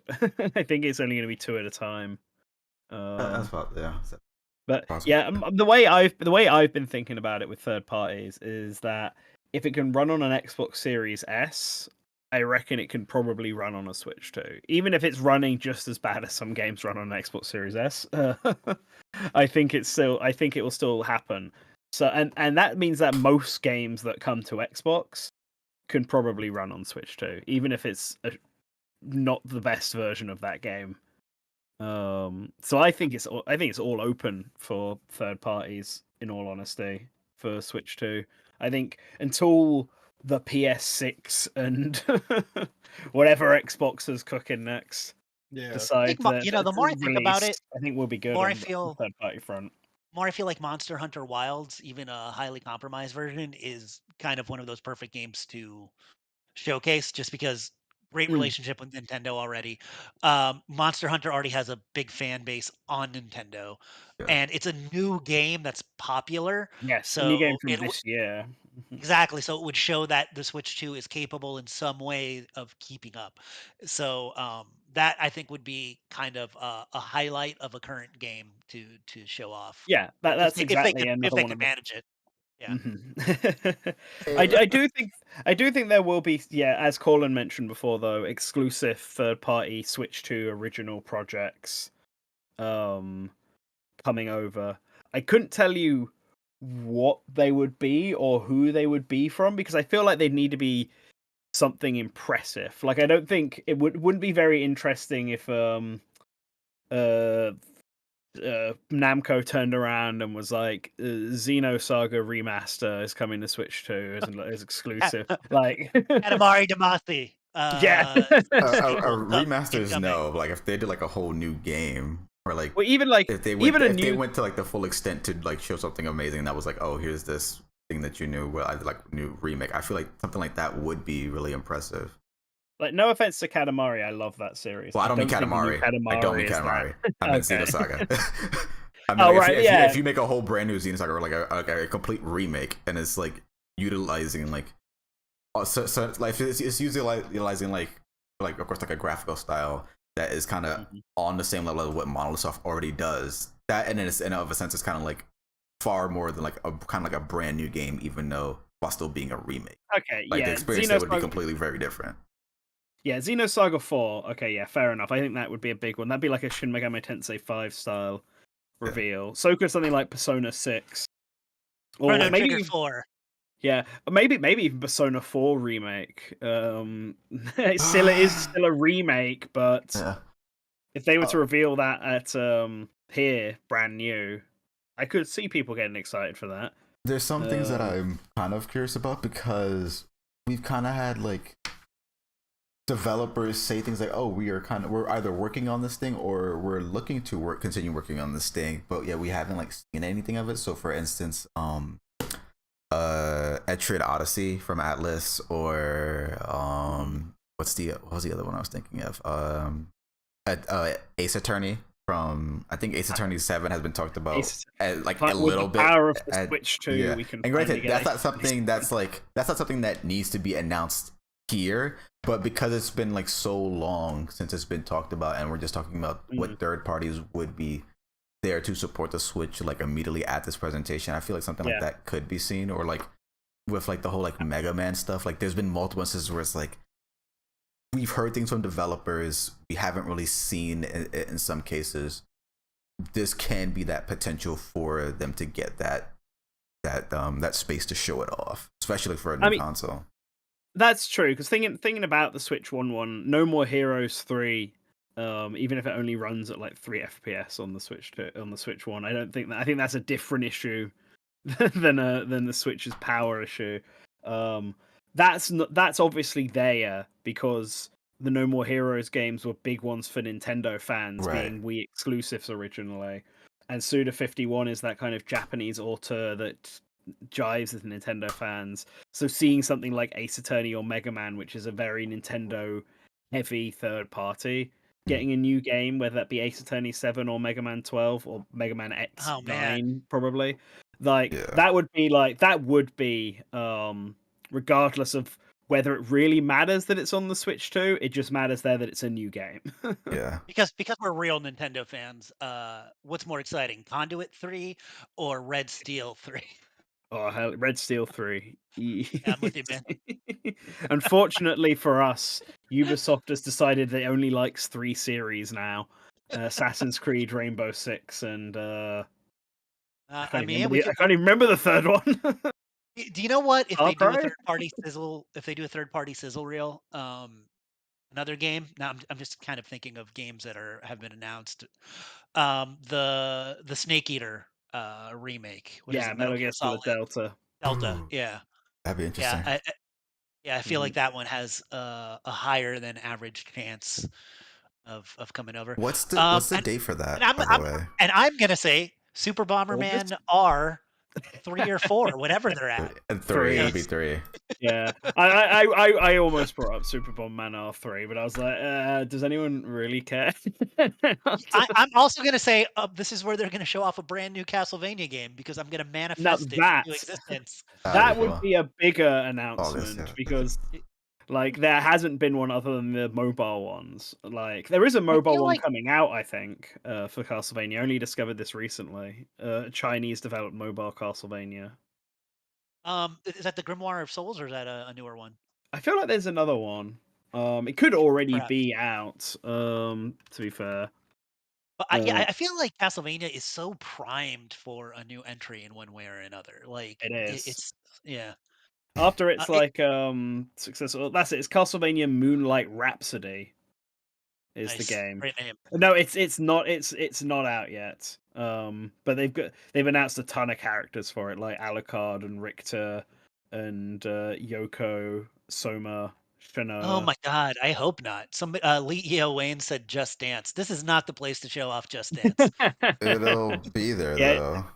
I don't think it's the place to show off Rayman 3 remaster either. I feel like remasters, unless they are something In a sizzle that's reel. like, yeah, like I don't know, unless it's something like massively impressive in a remaster, like Yeah. not really a remaster but a remake, then sure. But like something like a Rayman 3 remaster could absolutely just go in a later Nintendo Direct. Like we Yeah, said, I think at the start, it needs to the games here need to really show off the Switch 2 and make you want to buy a Switch 2. Yeah, like I would honestly, if like Ubisoft's there, I would honestly expect like Siege X to show Yeah. up before I'm very curious to see if like a lot of like multiplayer stuff that just hasn't made its way to Switch 1 will show up. Like Marvel there Rivals. was all that talk. Yeah. Yeah, Marvel oh, Rivals is a Marvel big one. Rivals. There was all that talk about Warzone coming to the Switch for years because of the Microsoft buyout. Like I wonder if we'll see that. a Mhm. Fortnite update, because Fortnite on the Switch is Fortnite on the I Switch. Yeah. I feel like that doesn't need to show up on the presentation though. That's definitely one that they'll just announce themselves. It depends. Once again, are they going to have a section for a sizzle reel? Because if they do, then everything Yes. we're talking about They is fair probably play. will. Yeah, they Yeah. probably The will at Switch the has a end. China one, yeah. So Yeah. so then I think you would see a lot of this. You would see, I mean, Just Dance could be in there. Like it doesn't matter. It's a sizzle reel. so Half Moon actually just suggested something that just had my brain ticking. So Half Moon said Final Fantasy 14, the MMO, with mouse controls, and suddenly I'm like, well, yeah, actually, because the gimmick of this is that it's got mouse controls, right? That's at least one of the gimmicks. The C button's probably the other gimmick, whatever that does. But do we think because of that, they might actually put an emphasis on games that have been historically more PC based and used mice? I mean, Like what are they you, going to have? Like StarCraft 2 remastered? yeah, like Like some sort of Civ? StarCraft or Warcraft, Yeah. Civilization, The Mm, Sims. Like I just an actual like The Sims 4 is on Switch too. I don't know, man. That just doesn't seem exciting. No, Like I don't think those ones are exciting, but I'm wondering if there's like a new game that's traditionally like from a franchise that's traditionally used mouse controls, or even just like a new game in general, but it's like, let's say, an RTS. Like Square Enix just yeah, announces a Final Fantasy RTS game or something.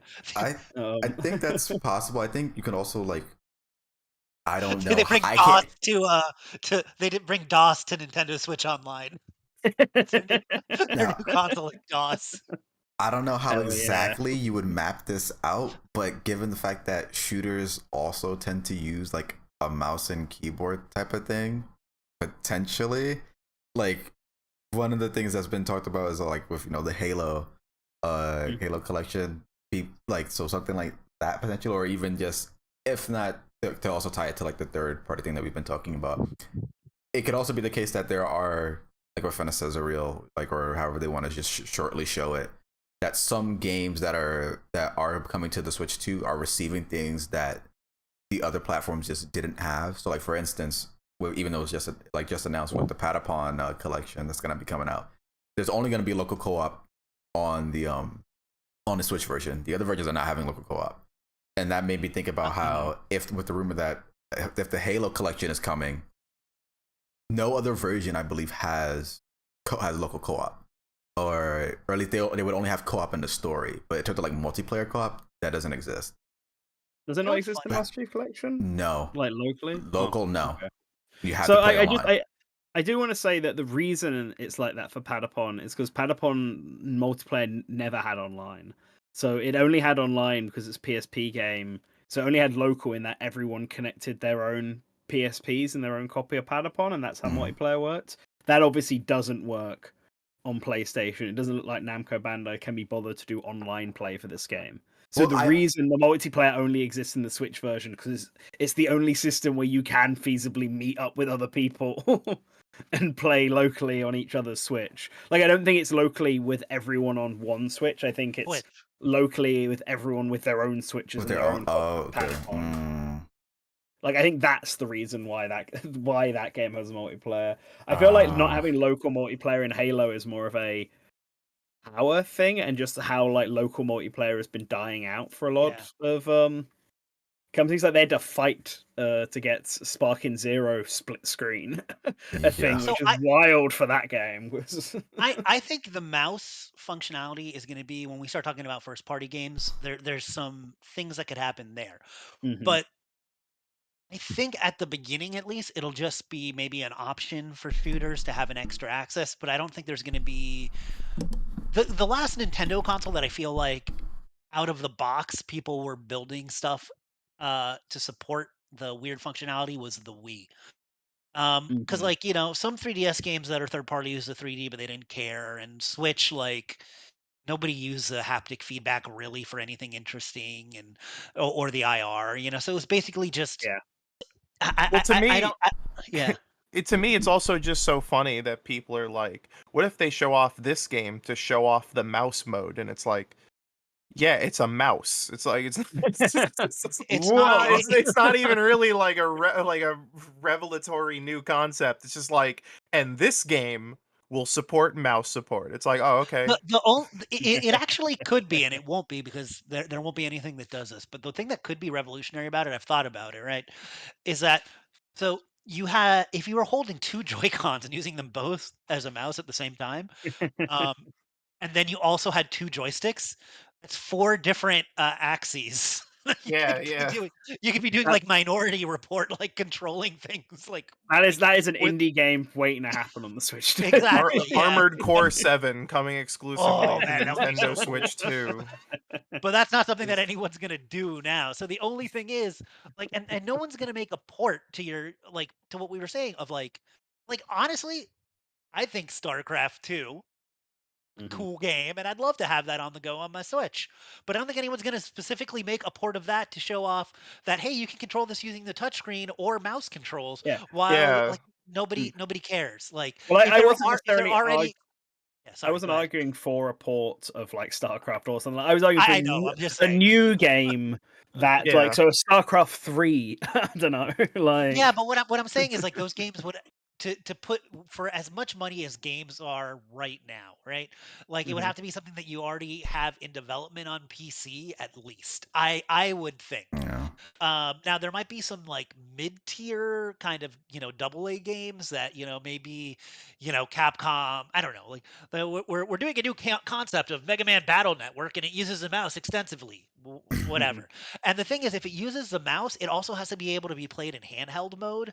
So like, don't forget that Mm. it's not going to be like the That's mouse is going to honestly be. like the main reason why I'm not putting like too much credence Yeah, into the mouse mode thing, just because it's like it's going to be an option it's rather going to be than like supplemental. Yeah. yeah, rather than like now put your Joy-Con sideways for this mini game in Mario. Like I I like mean, I my argument for that is games like Mario Party or for Yes, but those 2 are the Switch exceptions, where and yeah, not but the that's what I'm saying. rules. Those are the Yeah. exception rather than like yeah, you're It gonna but could build see. whole games around mouse Yeah. mode. I think there will be some games that are built around mouse Yeah. mode. You just play it tabletop if you're portable, as opposed to So, playing it handheld.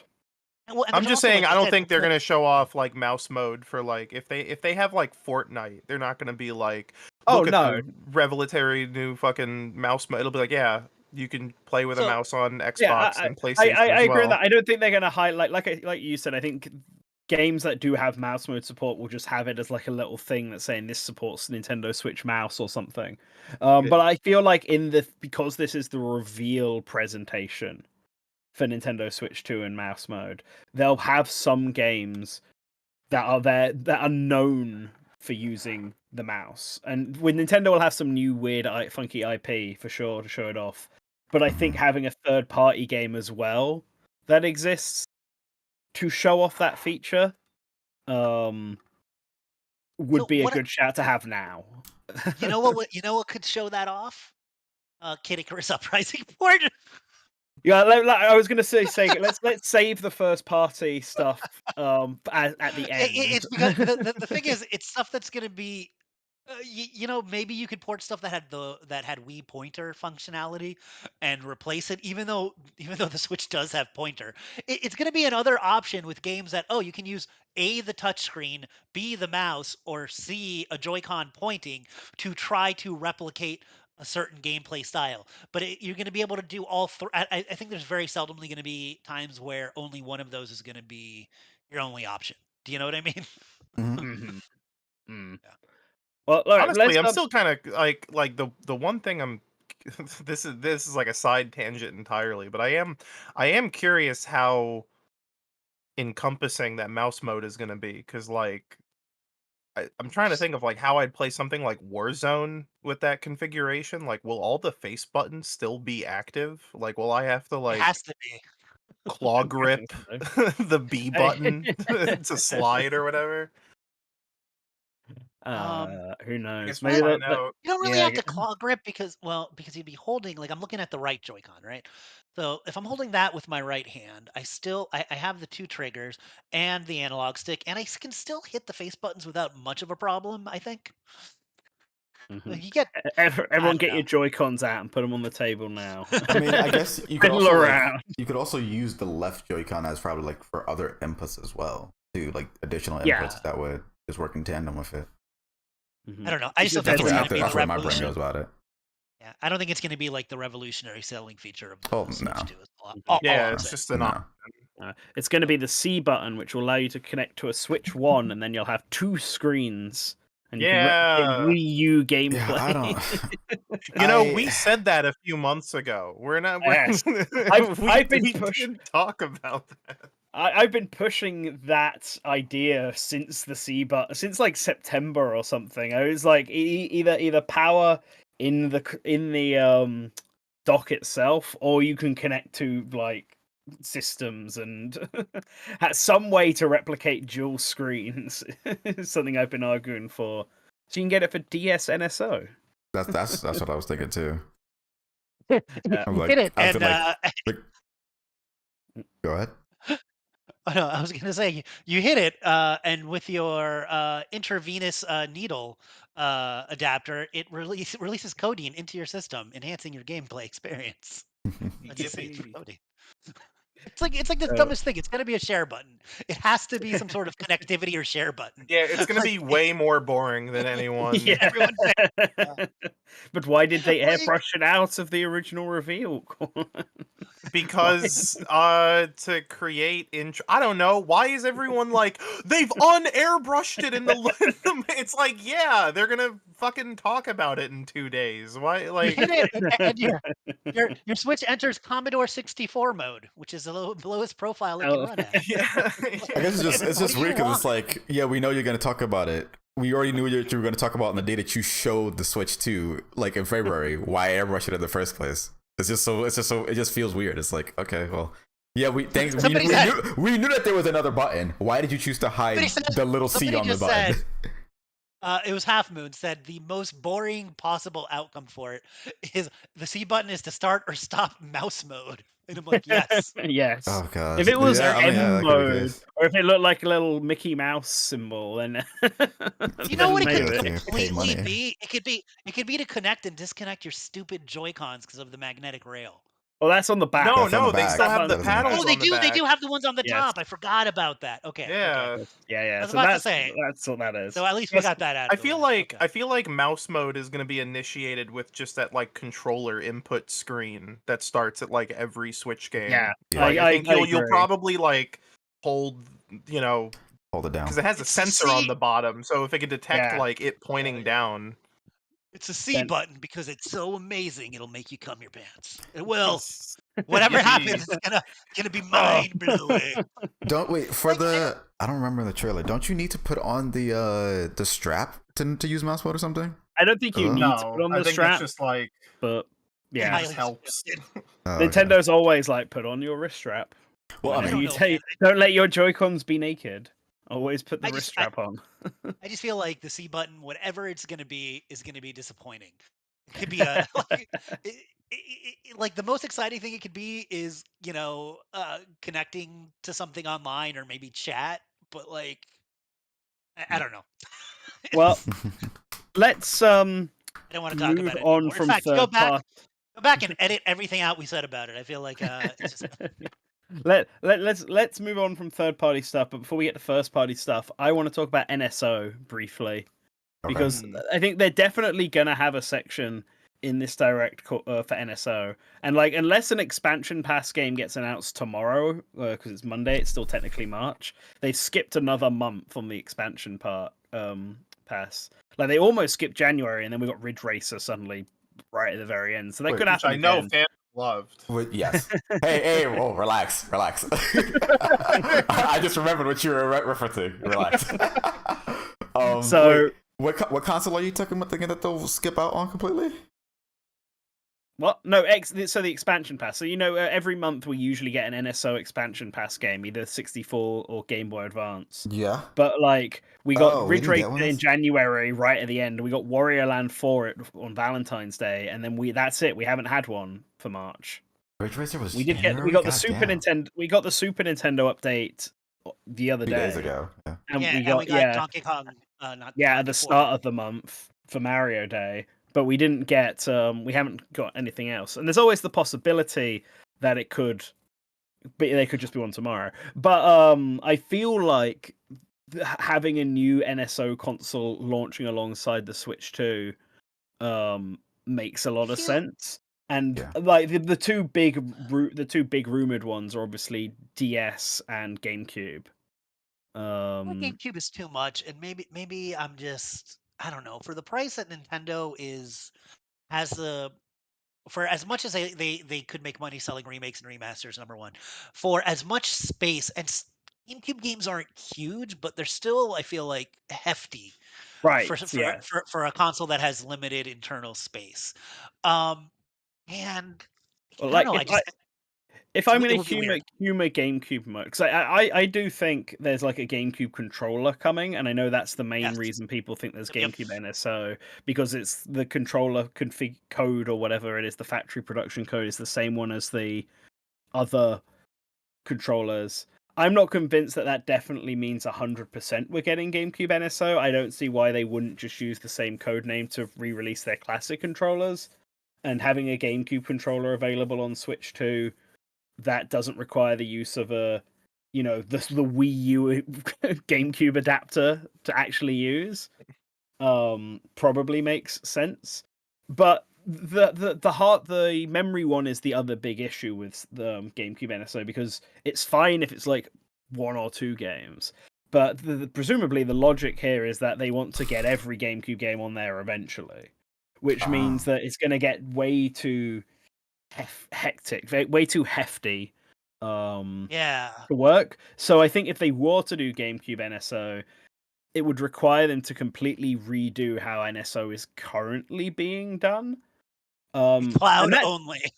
no, but it is possible, like, because right now we have separate apps for all the NSO stuff, including a separate app for the mature games. Mm. It's entirely possible that the Switch 2 has the NSO app built into it, and you get access to all of them, and then you just have to, like, stuff gets added to the service, but you have to manually download it yourself Yeah. rather than it all just being available.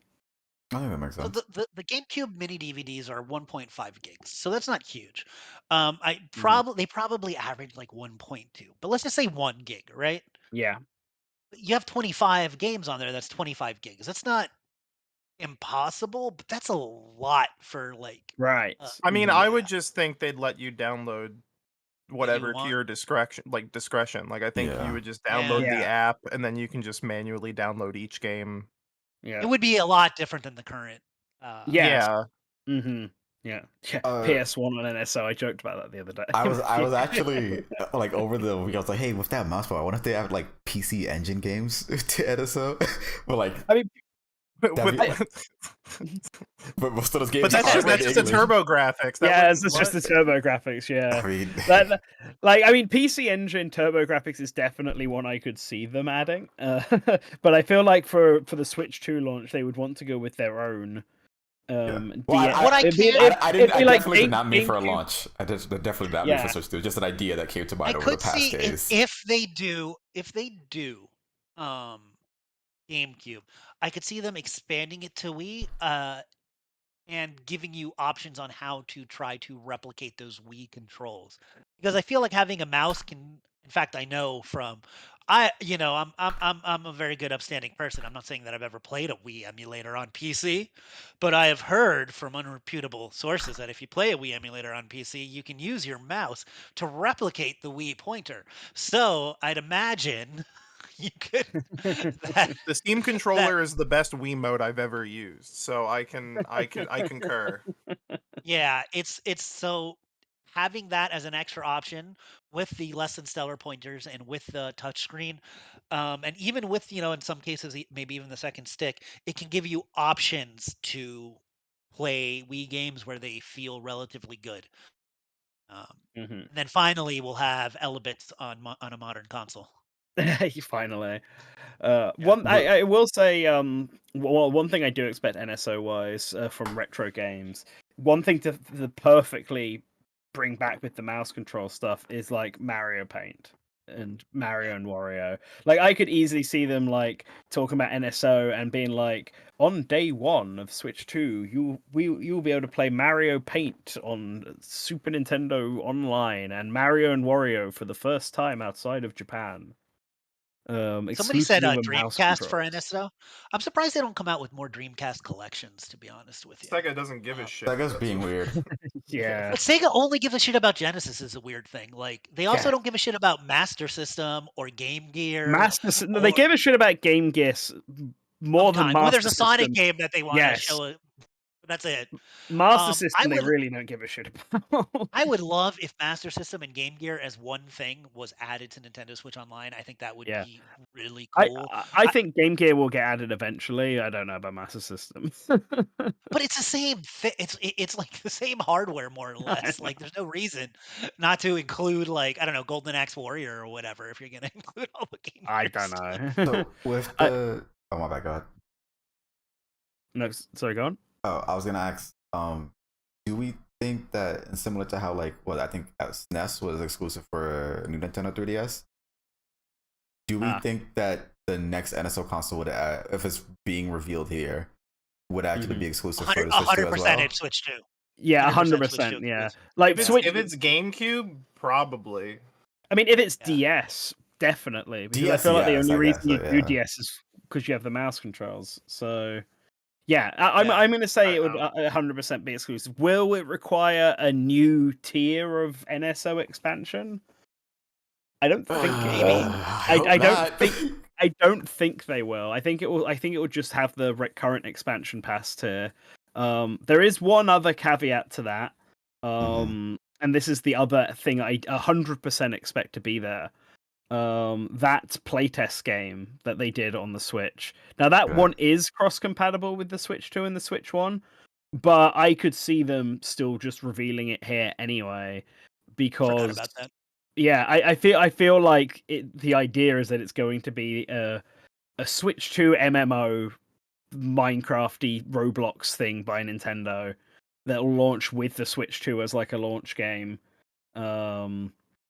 Seemingly it's made by the Splatoon people, I think I read.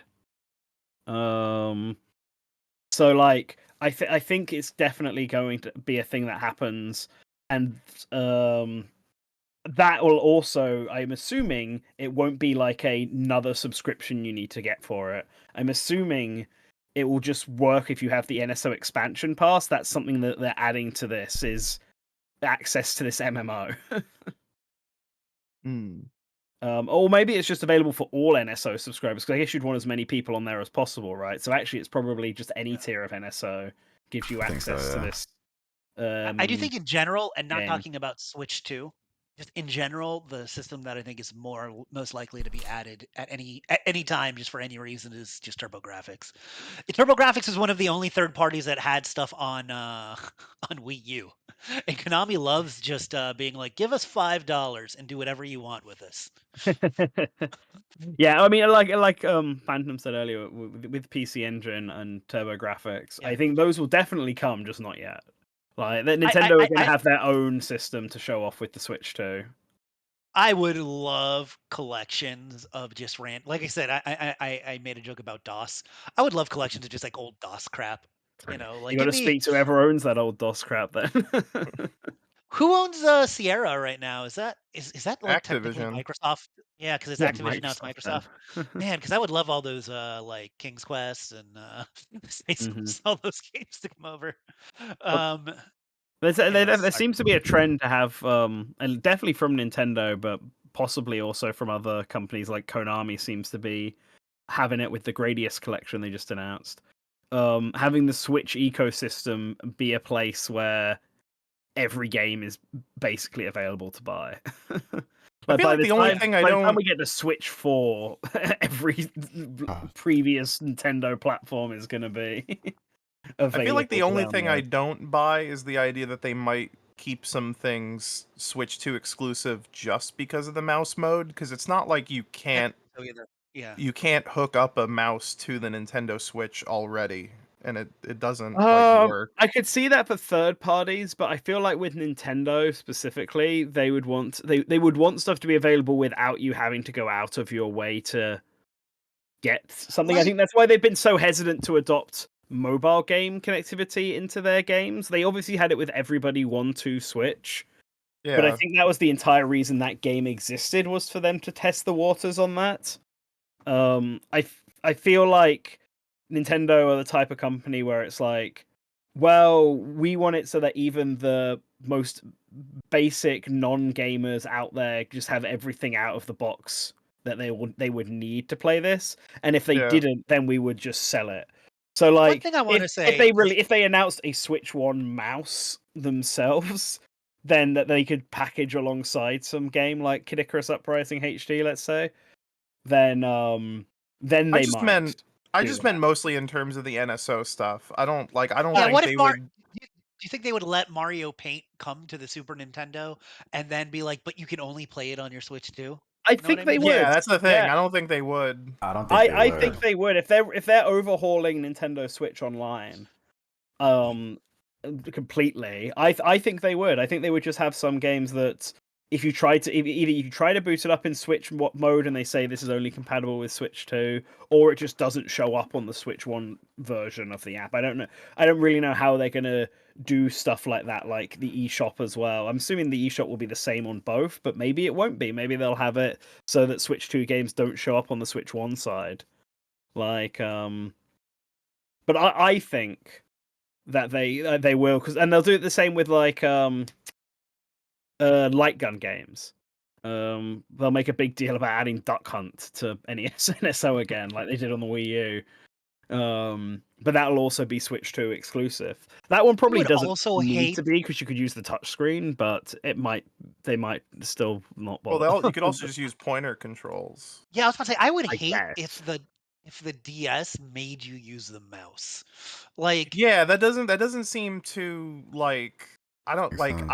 I mean, how would you Yeah. play half of them? The Touchscreen. touchscreen. yeah, Oh. man, you the touchscreen or You like just have you turn it played sideways and touchscreen. have you Possible. played the Castlevania Dominus collection? I Like, haven't oh, actually played it yet. No. you just use the right stick because there's so few times where it's really important to use that touchscreen. Like there are some games that they're very touchscreen centric. I'm not going to play how's that Kirby game where you had It'll to be use Rainbow Yeah. both Curse. Rainbow Curse, yeah. But like any of the new Super Mario Brothers games, the maybe the Zelda games there was just some touch screens, but like 80% of the games that came out on DS, the touchscreen stuff was like very supplemental and you could get around it pretty easily. If you ever play those games on like dedicated emulation handhelds like that, like the Ambernick type handhelds, the emulators like have allow you to do it in a bunch of different ways. And I hope if they do it DS as well, they take cues from that where it's all like, oh, we have a hot button just to switch between the two screens. We could show both screens, but then you can switch between them because half the time on most of the games you don't really need to see most of You know one what else screen. did that? The Wii But U. yes, the Wii U also did The that. Wii U also supported single screen DS Screen play. DS games. Yeah, Yeah, it was and bad. yeah, I It hate because works. I mean, it does work, and I expect the Switch 2 to also have that. It's just I don't know. I guess it's just the touchscreen stuff. Obviously, you could do it actual touchscreen. But yeah. I feel like Nintendo wouldn't do it with the analog. Maybe I'm not giving them enough credit. But I don't know. I've just been thinking like the part of the reason to do it would be because you have the mouse that would make it much easier to do, even if it was on the Yeah. screen. To be fair, Yeah. I agree, but like I don't know, man. I don't want to play through one of the many role-playing games that were on DS, and just uh, and feel like, oh, I need to use mouse mode instead of using a controller because the controller is going to be more comfortable, Yeah. Yeah. What if they Um, just release a flip grip for the Switch 2 for DS games? That's what I was thinking. I said that Yeah, last night. When it was yeah. like, hey, almost every time when they release like a new thing for freaking NSO, they also like bundle a controller with it. Just oh, you could order it from the store. I mean, so like, hey, just do that for like DS. Like, hey, here's a connector that connects both screens, or like some and sort of thing here's another thing. where you Some can DS utilize games it use a in a better mic. way. Yeah. Well, the Those Switch probably 2 just should wouldn't have a come. mic. The Switch 2 has a Guess mic. so. Does it? So Yeah. yeah, it does. It's Does. one of the things we know it has, a microphone on the top. Oh, So okay. yeah. It has. It might. Maybe it has. You could connect by just plugging in the USB-C slots that it's got on both the top and the bottom. That's Like, you can plug in that right. way. Oh yeah, I forgot about that. Yeah. But yeah, no, the Switch 2 does have a mic, and one of the things I'm expecting to see here as well, probably maybe not with NSO, who knows, it could be with NSO, is like more connectivity features. There's this, it's codenamed Campus, which is why some people have thought let's connect to the C button. But it's got stuff like voice chat and picture-in-picture streaming. Like, you know how on Discord where we can share our screens to Yeah. do live, like when we watch Yeah. direct, you can do that on the Switch too. Like, you can share Okay. your screen, stream it to people who on your friends list who are also on the Switch too. Like, I'm pretty sure the PlayStation 5 can already do stuff like that, so it's not like a You actually revolutionary can't thing. screen share on the PS5, and Oh, can you not? it pisses me Okay. off. It like it's like such an infuriating Can you do it thing. on? Can you do it on the Xbox? The Yes. Series X. Okay, that's Oh, You can do it on the What? Series S, but you can't do it on the fucking What? PS5. I guess I just assumed you could do it on the PS5 as well. That's interesting. You know, we all make Weird. fun of Microsoft and the Xbox, and there's a lot of reasons to do that. Especially because they're not doing too much with games, and they don't care where you play their games and Game Pass and all that. But I do feel like even though their UI is awful, uh, absolutely awful, I do feel like they have more quality of life than anybody else. Like they really want you to be comfortable playing their stuff. Yeah. Anyways. Anyways, uh, but yeah, I think we're definitely getting some sort of NSO update and some NSO stuff announced. Probably a new system and the playtest game. Whether they both launch on the same day as the Switch 2 launches, who's to say? But I think both will be there. So yeah, I just wanted to touch on NSO before we moved on to, I guess, giving some final predictions on Nintendo's own first party output that we expect to see here, because that's always fun. Big. And yeah, we've already been streaming for 2 hours, so this can be the last topic we Yeah, I need chat to. about. So why don't we do a round robin type thing where we go one at a time, giving us first party Switch 2 game that we want to see. Oh my god. How many cycles are we doing? Yeah, you get at least 2 cycles. Okay. We'll see what time we're at two. Who does 158. anyone want to go first? I'll go Oh, I, we're first. go I first. would I would say I think I am this is probably counterintuitive, but I think I am more interested in seeing I don't like sitting here and being like, yes, Famicom Detective Club 4. But like I think right now I am most interested in how the Switch 1 library will not only move to Switch 2 but also how it will be enhanced. I am kind of curious about Mhm. uh The Switch 2 game edition games. yeah, games looking and running better. Not that I mean I've always never really given a shit about how games look and run on the Switch cuz I'm like Mhm. aware of the hardware, but I think there is like room for significant improvement in a lot of areas, and I'm sort of curious how they will like, I want to see what Prime 4 looks like on Switch 2, such like Mhm. that. Yeah. Um but yeah, for like new first party stuff, I mean, we got to see a new Mario, right? Just a new Uh, mainline New 3D or 3D. 2D Mario.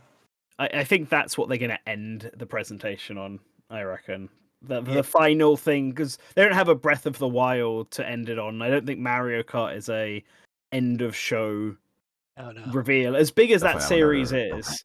Um, so I think 3D Mario is like the big final one last thing before we go.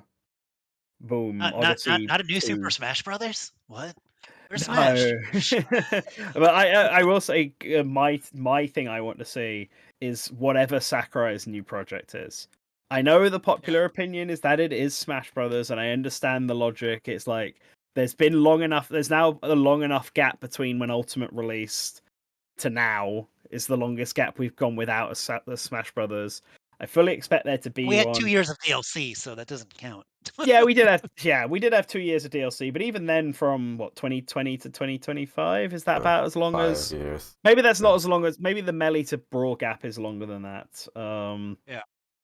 But yeah, I as much as I do want a new Smash Brothers, obviously, I kind of like it when Sakurai gets to do something else for a change. Like Kid Icarus Uprising is one of my favorite games, and I'd like to be able to play Love it that game, without breaking my wrist. So I'm hoping we get to see Sakurai's new project. I'm kind of hoping it's a new Kid Icarus Uprising.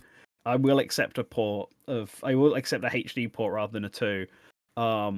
But I would also just like to see something else from him, whether it's a new IP entirely. It could, who knows? It'd just be nice to see whatever Sakurai is working on, because it'll have been in development for 3 years at that point. Yeah. So I yeah. agree. Mm-hmm. I think we could perhaps get a tease of Smash, to be honest with you. But I feel like Smash is something like a year and a half down the road, to like really keep the steam I think so. going. It depends on like how long they want the hype cycle to be, because I think Smash 4, Wii U, and 3DS had like a year and a half, Yeah, like but Ultimate hype was cycle. super But then fast.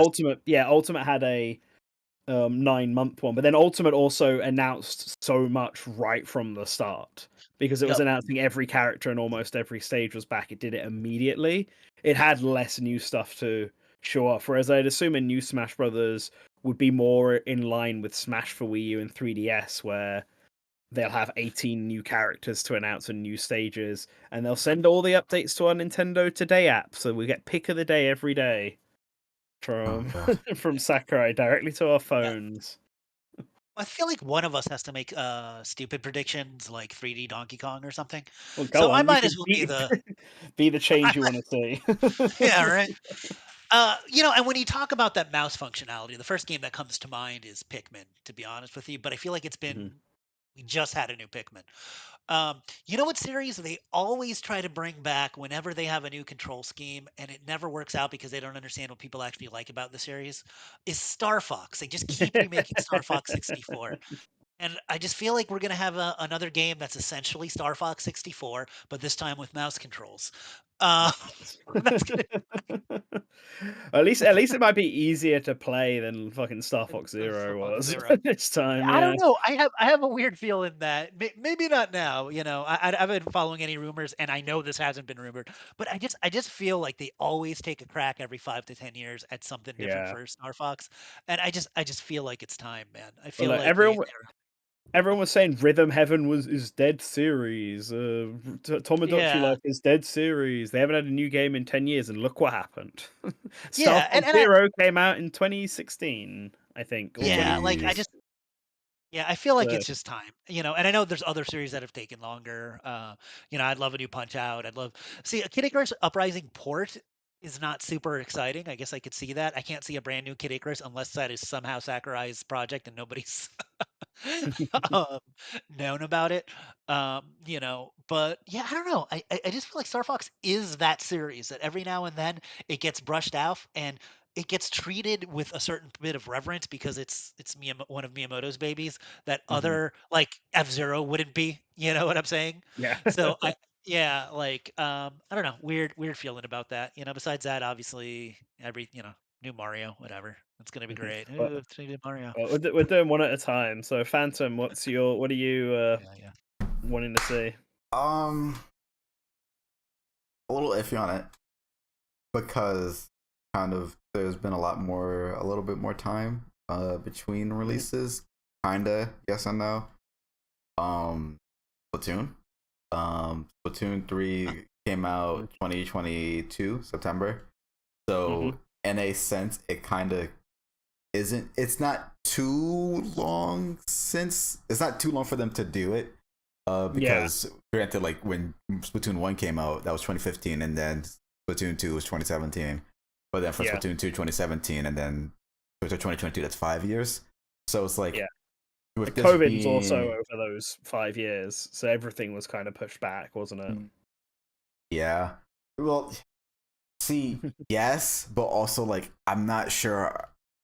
I can never say for sure how much of unless I read like they Yeah, said how so much in of an impact? interviews, unless they said in interviews which I haven't read, how much COVID played a factor into pushing it back, because with the addition of the fact that aside of just being a multiplayer game, the addition of that DLC allowed it to what for one more extra, like you could say for one more year, be pushed out further while also still receiving updates.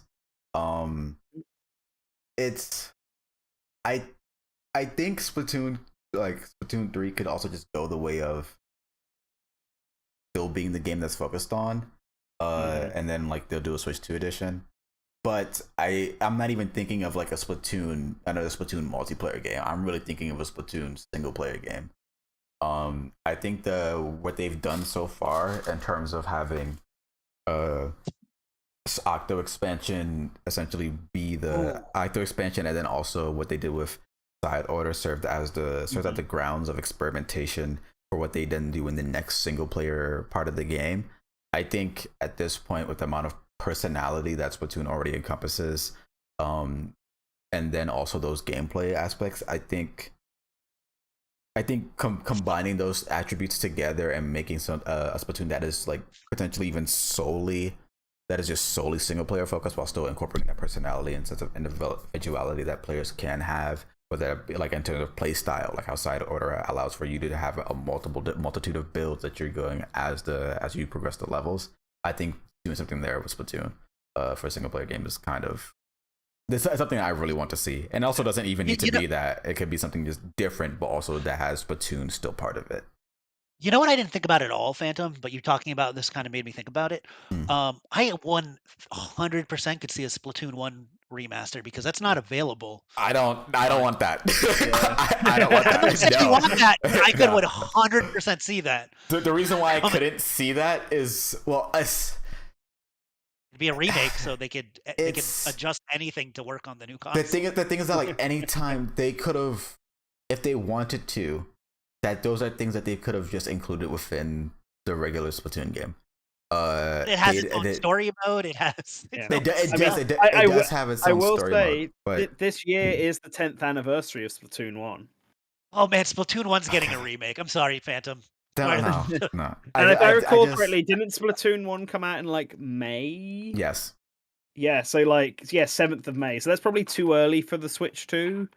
But it's pretty close to when the Switch 2 might come out. I think the reason why something like that just wouldn't necessarily need to happen is just because of the fact that you have aspects of Splatoon 1 that are, even though of course not a new game, you have aspects of Splatoon 1 that were reincorporated into Splatoon 2, which is still available for you to play. You have aspects of Splatoon 1 that are also incorporated into Splatoon 3, which is still available for you to play. I feel like, and in fact, I just think that so much of the mix-up that they do in regards to, hey, here's things that were from the last game, but also now with some either different spins, and then also like just the new general gameplay changes and weapons is already done within those games. To do that was just Splatoon 1 again, or at least like it just doesn't. It feels like a step backwards rather than a step forward to me. I mean, I feel like the reason to have a Splatoon 1 would be to purposely have a step backwards. Because there are things that Splatoon 1 did, because they try and change it up with each game. So there's some stuff that Splatoon 1 did that they removed for Splatoon 2, that people are obviously upset about. And I feel like Splatoon, the difference between Splatoon 2 and 3, there are quite a few differences, but there's also quite a few differences between Splatoon 1 and 2, to the point that now Splatoon 3 and 1 are very different types of games, which I feel like is why there are people who are like think that Splatoon 1 is the best one and think that it's gotten worse over time. So I feel like the reason you would do a Splatoon 1 remaster is to basically have that first game again. Probably wouldn't be the main one you'd support. Like, It would be something you know that you what would do be a now. good comparison? It'd be like WoW Classic and modern WoW. Like, they brought WoW Classic back specifically because it had changed so much that people missed how WoW used to be. I could maybe see them do like a remaster of like the single player. I feel like Yeah. the multiplayer modes of Splatoon are so irritative that I don't really know if there's much of a benefit of bringing back Splatoon 1's multiplaer. I Like do if you think want to that do the single Splatoon player, is a sure. But I But do think also Splatoon is a good. Okay, good. I Mhm. also think they would probably get a new Animal Crossing out the door before a new Splatoon. That That's what I was thinking. That's what I was about to say. Yep. but with Tamagotchi life, now I'm like, I don't know. Like not that both can't like coexist, but like those are two very similar games for like very similar audiences. So Yeah. maybe I mean, it's Animal Crossing's a funky one because it's like one I do think they're going to want to try and get out sooner rather than later. yeah, there's But it's no also way they're not going to want to follow up New yeah, Horizons. There's but it's no also way. a game that like I feel like wouldn't be this year and would be 2026 at the earliest, even if it was like January 2026. And like, does that mean do they want to show it off in this presentation Maybe. I would say or so, yes. save it for like a September Nintendo Direct? Like, The do other you thing do I'm it? gonna Do you do it now because it's Animal Crossing and you want people to know there's a new Animal Crossing coming out, even if it's years off, or That's do one you Yes. might you? just show you might just show the screen and say coming whenever because it's a big enough draw. I think the one good thing about Splatoon in particular is that it is a game that you can show off those mouse controls for. In fact, you can kind of even see how they would do it Yeah. with the trailer with the mouse, and then the mouse is going to dive in the ink or whatever. Um, so I think it's a good one to show that off. But I do think there might be a couple, like, and I said that it's going to be mostly launch window, but I think there might be a couple big IPs where they go and they just show like a title card or something very light and let you know that this game is coming out for Switch 2. You know? Yeah, I Yeah, can the see that. thing. Oh, Go on. sorry, go on. I was going to say Switch to Sports is a big one for that because I feel Ooh. like that's a game that will definitely happen. But I'm just not 100% sure. I mean, I think okay. So my thoughts around Switch 2 Sports are basically that I also think there's going to be a Mario Sports game, and they're definitely not both releasing this year. So one of them's 2026 and one of them's 2025. And I'm leaning towards Mario Sports being 2025 because I feel like Switch Sports 2 might be a Switch 2 exclusive, and Mario Sports would be a Switch 1 and Switch 2 game. And it's also Mario's anniversary this year, so it might be a better time to release Mario Sports now and Switch Sports later. um, if I'm wrong, if there's no Mario Sports and Switch 2 Sports is the only one, then I 100% expect it to be here. Um, but Switch Sports was such a successful game that I could also see them just announcing it now anyway, even if it's not coming out till next year. In a similar vein to Animal Crossing. Sorry, go on, Colin. I mean, yeah, I think the big question going into this really is just like what is the what is like what's a new Zelda gonna be or look like? You know what I mean? Like hmm Yeah. like I think there's a possibility of them talking about a new Zelda, but I don't think it'd be I don't think it'd be soon, but hmm like at the same time though, it's also like I'm more curious about like what it even look like. Like would it like Yeah. those that's the stuff that I think is like the real like I don't know because it's easy to be like yeah there's a new Animal Crossing and it looks like a new Animal Crossing or there's a new Splatoon and it looks like a new Splatoon but like what would a new Zelda look like and like they try to get out like one a year or something like would they do a remake, would they do another Echoes of Wisdom, would they do like do they already have a new 3D one ready to go like I Yeah. like Mm. Yeah. See, Zelda, I am kind of interested in because they like to have yearly Zelda titles now. Um, plus it's and like their most prestigious yeah, uh, thing. Yeah. Yeah, but AAA like fucking game. with Yeah. Echoes of Wisdom being last year and just how long it took Breath of the Wild and Tears of the Kingdom, I can't see another 3D Zelda being here, but also there's got Yeah. to be some sort of Zelda here. I've been leaning towards them re-releasing Wind Waker HD, which I know a lot of people are against, especially with GameCube NSO being a thing. But Oh, I man. feel like Nintendo values Wind Waker HD probably more than fans do, Yeah. and would be Yeah. more willing Crossbow to training. re-release that. Crossbow Link's training with crossbow the training. mouse. Yeah. Hey, there we Crossbow go. training HD. Um, So I guess we've kind of abandoned the round robin approach I was trying to take. You're Well, laughing everything just because sort of I ebb just and said flows whatever. into each other, really. Yeah. That's But one thing I guess then I'll also say, something I had a thought about earlier today, is I wonder if we would just get a new Mario Paint game or a new Mario Arts game. 'Cause if I'm Nintendo, right, and I've got the Maybe. mouse and I've got this mouse control, and I want to push it as like, oh, well, the Switch 2 has the option to do mice, blah blah blah blah. I'd think back to what other times in the past have we used the mouse, and really, it's only Mario Paint is the big one. So Mario Paint 2 or Mario Artist 2 would be the first thing that comes to my mind. And then I started thinking about it more, and I was like, well, what if you could do stuff like you take photos, of games using the Switch's inbuilt capture system, and then you can like upload it to Mario Paint 2 and then edit it that way. Like video editing, not video editing, image editing software has gotten so advanced now.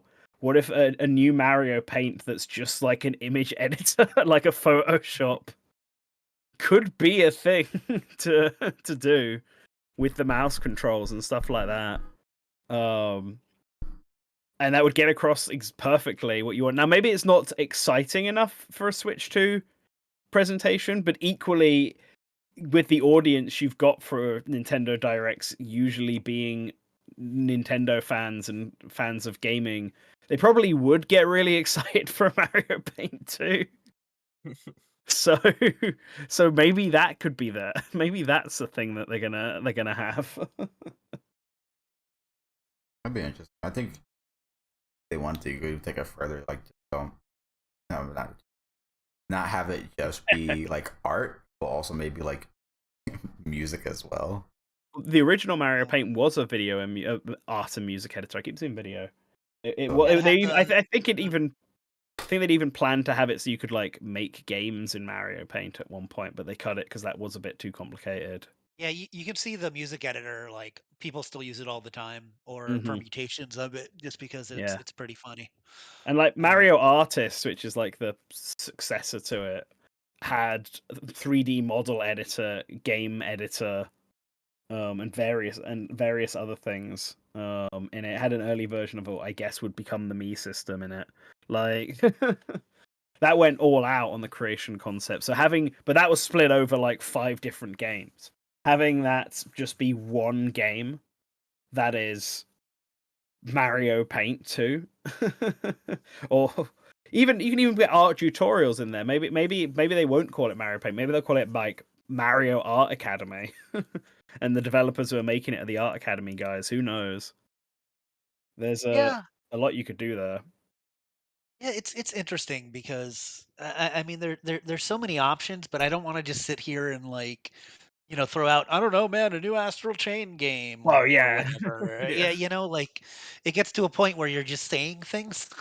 Like so I feel these predictions Yeah, are. I'm trying to think what could be here. It's like what would be exciting for Nintendo to I have as want to know the what would be the new thing. Xenoblade Chronicles 2. A game that you're like, oh, this is a popular game from a series that we haven't seen in a while.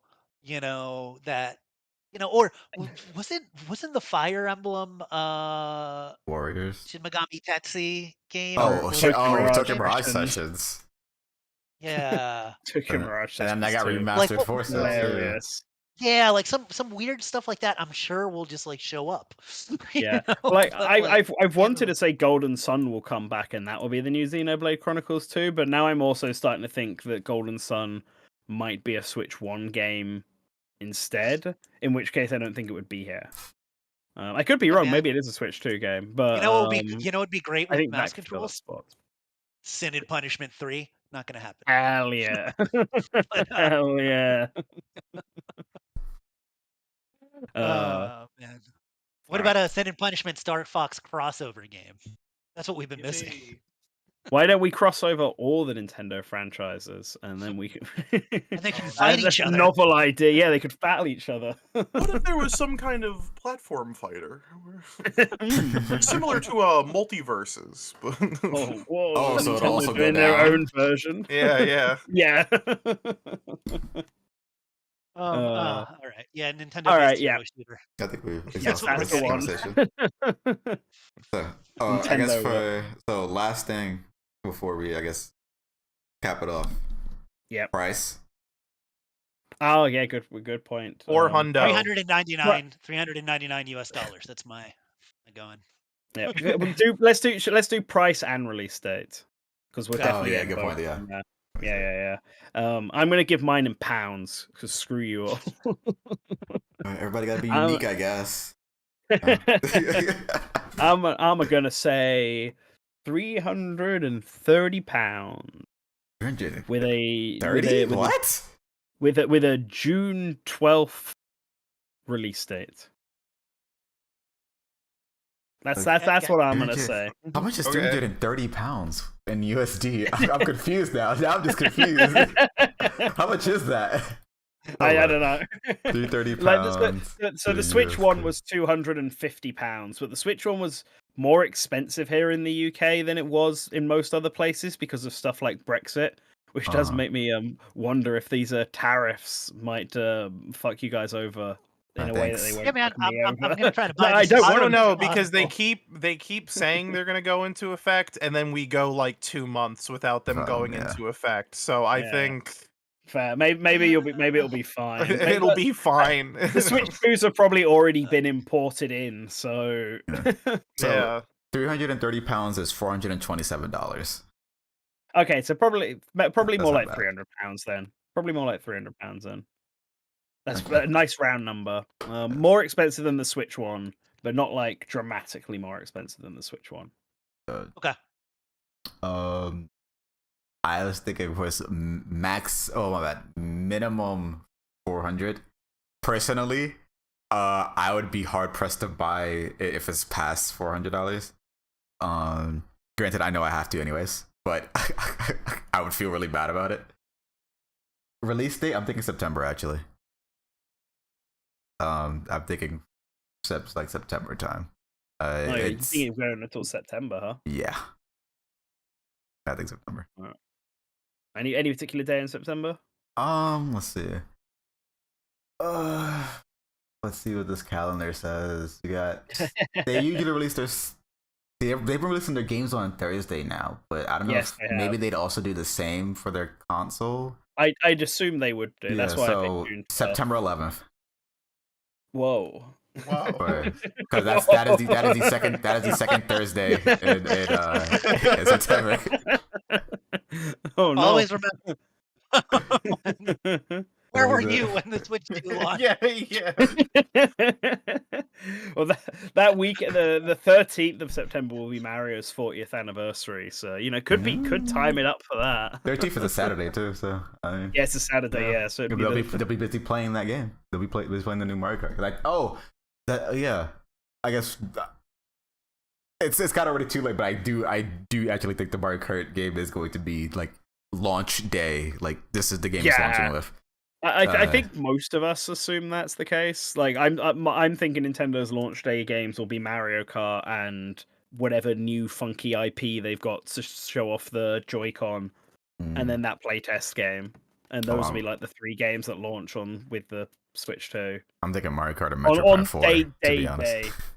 Prime 4 is interesting because I would have said Metroid Prime 4, but they still didn't give it a release date the other day. But then again, maybe they didn't give it a release date because the release date is the Switch 2 launch, so they didn't want to reveal it, and we'll get that. Yeah, I mean, it's possible, but Metroid Prime 4 is also a Switch 1 game, so maybe they don't. I don't know. I'm bracing for some stupid bullshit where the launch game is actually like something we haven't seen, and then Mario Kart is like 2 weeks later or something. That's possible too. Yeah, kind of like how like the Switch 1 launched with a cool game and Breath of the Wild, and then Mario Kart was like a month later. To be fair, with Breath Uh, of the Wild, that's a game that has like 100 odd hours. Yeah, that in they it. were cooking on that one for a long Yeah, time. and Switch One also launched with Snipper Clips, and Snipper Clips was like a week later for some reason. ooh, Snipper Clips too. But I should have also, said Snipper Clips too. Yippee! well, the developers of Snipper Clips are releasing a game next year anyway. game? Mermaid Cove. Oh, I haven't heard of that. Yeah. Yeah, it's the third entry in their detective series. The second one's really good, Tangle Tower. I don't know if I think Yeah. the first one's on Switch. It was a PC game originally. But they also only released Crow Country last year, so I don't know if they've also got the space for Snipper Clips too. Who else said? I said I gave a date. Calling it next. I gave a date. Calling in. Spazzy, you guys Yeah, so give dates? Colin, do you want to go up next? I think it's Price gonna and date. be. I think it's gonna be $400. I think they might have like a slightly more expensive SKU for the gamers. You know, like Mhm. I feel like I don't know. This thing has like a lot of like tech packed into it, so like it would be reasonable for it to be like significantly more expensive than the Switch One, but I think they know ideally they wouldn't be able to sell a Switch 2 at like 500. Yeah. But maybe they will if it comes with like a Pro controller, or they do the Wii U thing where it comes in a different color and it has a kickstand included or something.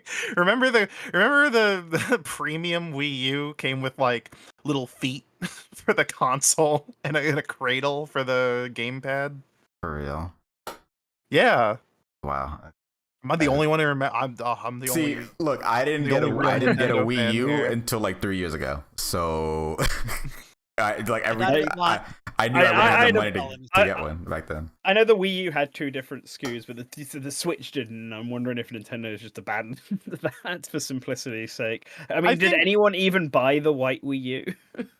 That's a good, yeah, exactly. But I think they might do like a second SKU that's a bit more expensive that just comes with like a game or like a controller or something, just to like kind of offset that before the Actually, that's another thing. I want to see what the Switch 2 Pro controller looks like. There's been nothing. I mean, like I assume it'll just look kind of the same, but like Yeah, I think it looks the same, but has a C button on it.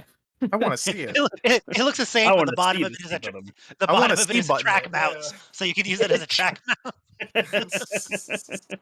It's got a big Steam controller mouse pad on it. Yeah, But yeah, I think it's gonna be like $400, and it'll come out like mid-June. Oof, Okay. okay. What day of the week do consoles usually launch? I know I mean, games are usually Nintendo's Wednesdays thing to has been Fridays. Nintendo's thing recently has been everything on a Thursday. On a Thursday. So Okay, it's assuming it's a Thursday. okay. So let me see. I'm gonna say $399 because that makes the most sense. Although I can't see it being less. I could see it being maybe like 450, but I'm gonna err on the side of optimism, right? And say 399. I'm looking at when Nintendo systems have come out. Let's see. When did Oh the my Virtual god. Boy launch? What? That's the most important one That to was figure out. yeah, that one was August 14th. So let's see. What is August 14th? When was March 3rd? August 14th is a 14th. Thursday. August 14th is a Thursday. August There we 14th go. is a Oh, Thursday. that's fucking That's it. crazy. It's exactly 30 years from the Virtual Boy. Oh, Oh August shit! 14th. We're gonna get Virtual Boy NSO at the same time. Let's the go. red screen Yeah, of man. death. It's gonna be in celebration of the 30th anniversary of the Virtual Boy on August 14th. Switch 2 will be released. Using the power of AI, they have created a Gunpei Yokoi AI God, to figure out Jesus. No. How horrifying. how he would design a Switch 2. How First of all, it's one color, yeah. but not the one you're thinking. Okay. I think we've all given ours, right? Yeah. Yeah. I think Right. I think we can start wrapping this up. We've got 3 days left until the presentation, and everyone will be back here on the Source Gaming YouTube channel, streaming our thoughts and Yeah. reactions to it. Oh, I'm so Excited. Yeah, it's Yeah. gonna be good. It's gonna be good. All right, guys. Well, thank you. Mhm. You know, You can glad sign to us get off us if to you the- want to. Yeah, do you want to Oh, do the yeah, sign off? I could do the sign off. It's been a while. All right, guys. No, what channel am I on? What are we doing? We're going back to the Even with source. Go back to the source, guys. Yes. Uh, Gonna thank Come the back to the source. patrons. We are the source. We're going to thank the patrons. I'm going to apologize for anything offensive that I said when we were talking about the C button in particular. But yeah, no, want to thank all of our patrons, super and otherwise. Thanks you guys for being here. And remember to always return to the source, which will be live broadcasting our reaction to the Switch 2 reveal event this Wednesday. So thanks, guys.